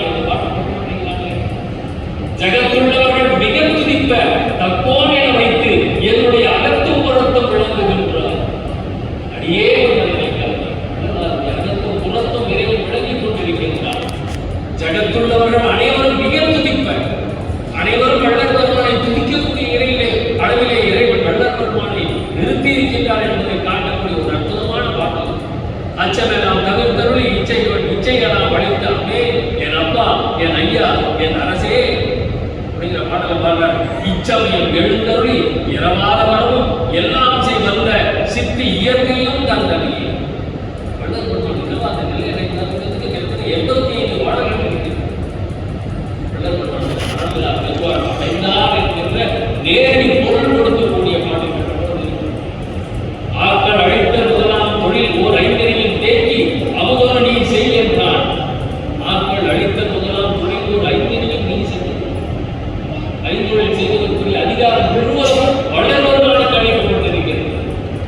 பிரம்மா ஐந்தொழில் செய்யல, விஷ்ணு ஐந்தொழில் செய்யல, ருத்ரன் ஐந்தொழில் செய்யல. அவங்கெல்லாம் ஒன்னோடுதான் அவங்களுக்கு எல்லாம். வள்ளல் பெருமானுக்கு ஐந்தொழிலும் செய்யக்கூடிய ஒரு மரத்தை ஒரு ஆணையை கொடுக்கின்றான். ஆக்கள் அழித்தவர்களால் உழைப்பு ஐந்தறியில் தேக்கி அவதொருணியை செய்கின்றான். தூக்கி எடுத்தான், அழைத்தான், இரவாத தேகம் கொடுத்தான். சிற்றம்பலத்தில் இரவாத தேகம் கொடுத்தான். அந்த வள்ளல் பெருமானுக்கு அந்த பரசிவத்தில் பண்ணி வைத்தோம். அருள் ஜோதி அளித்த உண்மைக்கு அஞ்சலி எல்லாம் கொடுத்தான். சில வள்ளல் பெருமான் ஒரு பாடலை பாடுகின்றார். அருள் ஜோதி ஆனேன் நிறையப்பா அரசு, அருள் ஆட்சி பெற்றேன் நிறையப்பா அரசு, மருட்சார்பு தீர்த்தேன் நிறையப்பா அரசு, மரணம் தவிர்த்தேன் நிறையப்பா, அருள் ஜோதி ஆனேன் நிறையப்பா அரசு. நான் ஆன்மா சிற்றன் வடிவினன் பிரகாசம் செய்தது. கோடி சூரிய பிரகாசம் நமக்குள்ள கோடி சூரிய பிரகாசம் ஆன்மா இருக்கின்றது. நம்ம இந்த சூரியனை பார்த்து வேண்டியிருக்கோம். கோடி சூரிய பிரகாசம் நமக்குள்ளே இருந்து கொண்டிருக்கிறது. அந்த கோடி சூரிய பிரகாசம் வெளிப்பட்டதுன்னா எப்படி இருக்கு பாருங்க. எப்போது வெளிப்படும்? உஷ்ணத்தால் தான் இப்போது உஷ்ணத்தை அந்த உஷ்ணத்தை அந்த கோடி சூரிய பிரகாசம் என்கின்ற அந்த ஆன்மாவை நாம் உணர வேண்டும் என்றால் நமது உடலில் சுத்த உஷ்ணம் ஏற்பட வேண்டும். அதை நாம் காப்பாற்றிக் கொள்ள வேண்டும். எல்லாருமே உஷ்ணம் இப்ப இருக்கிற எல்லாருமே இந்த நேரத்தில்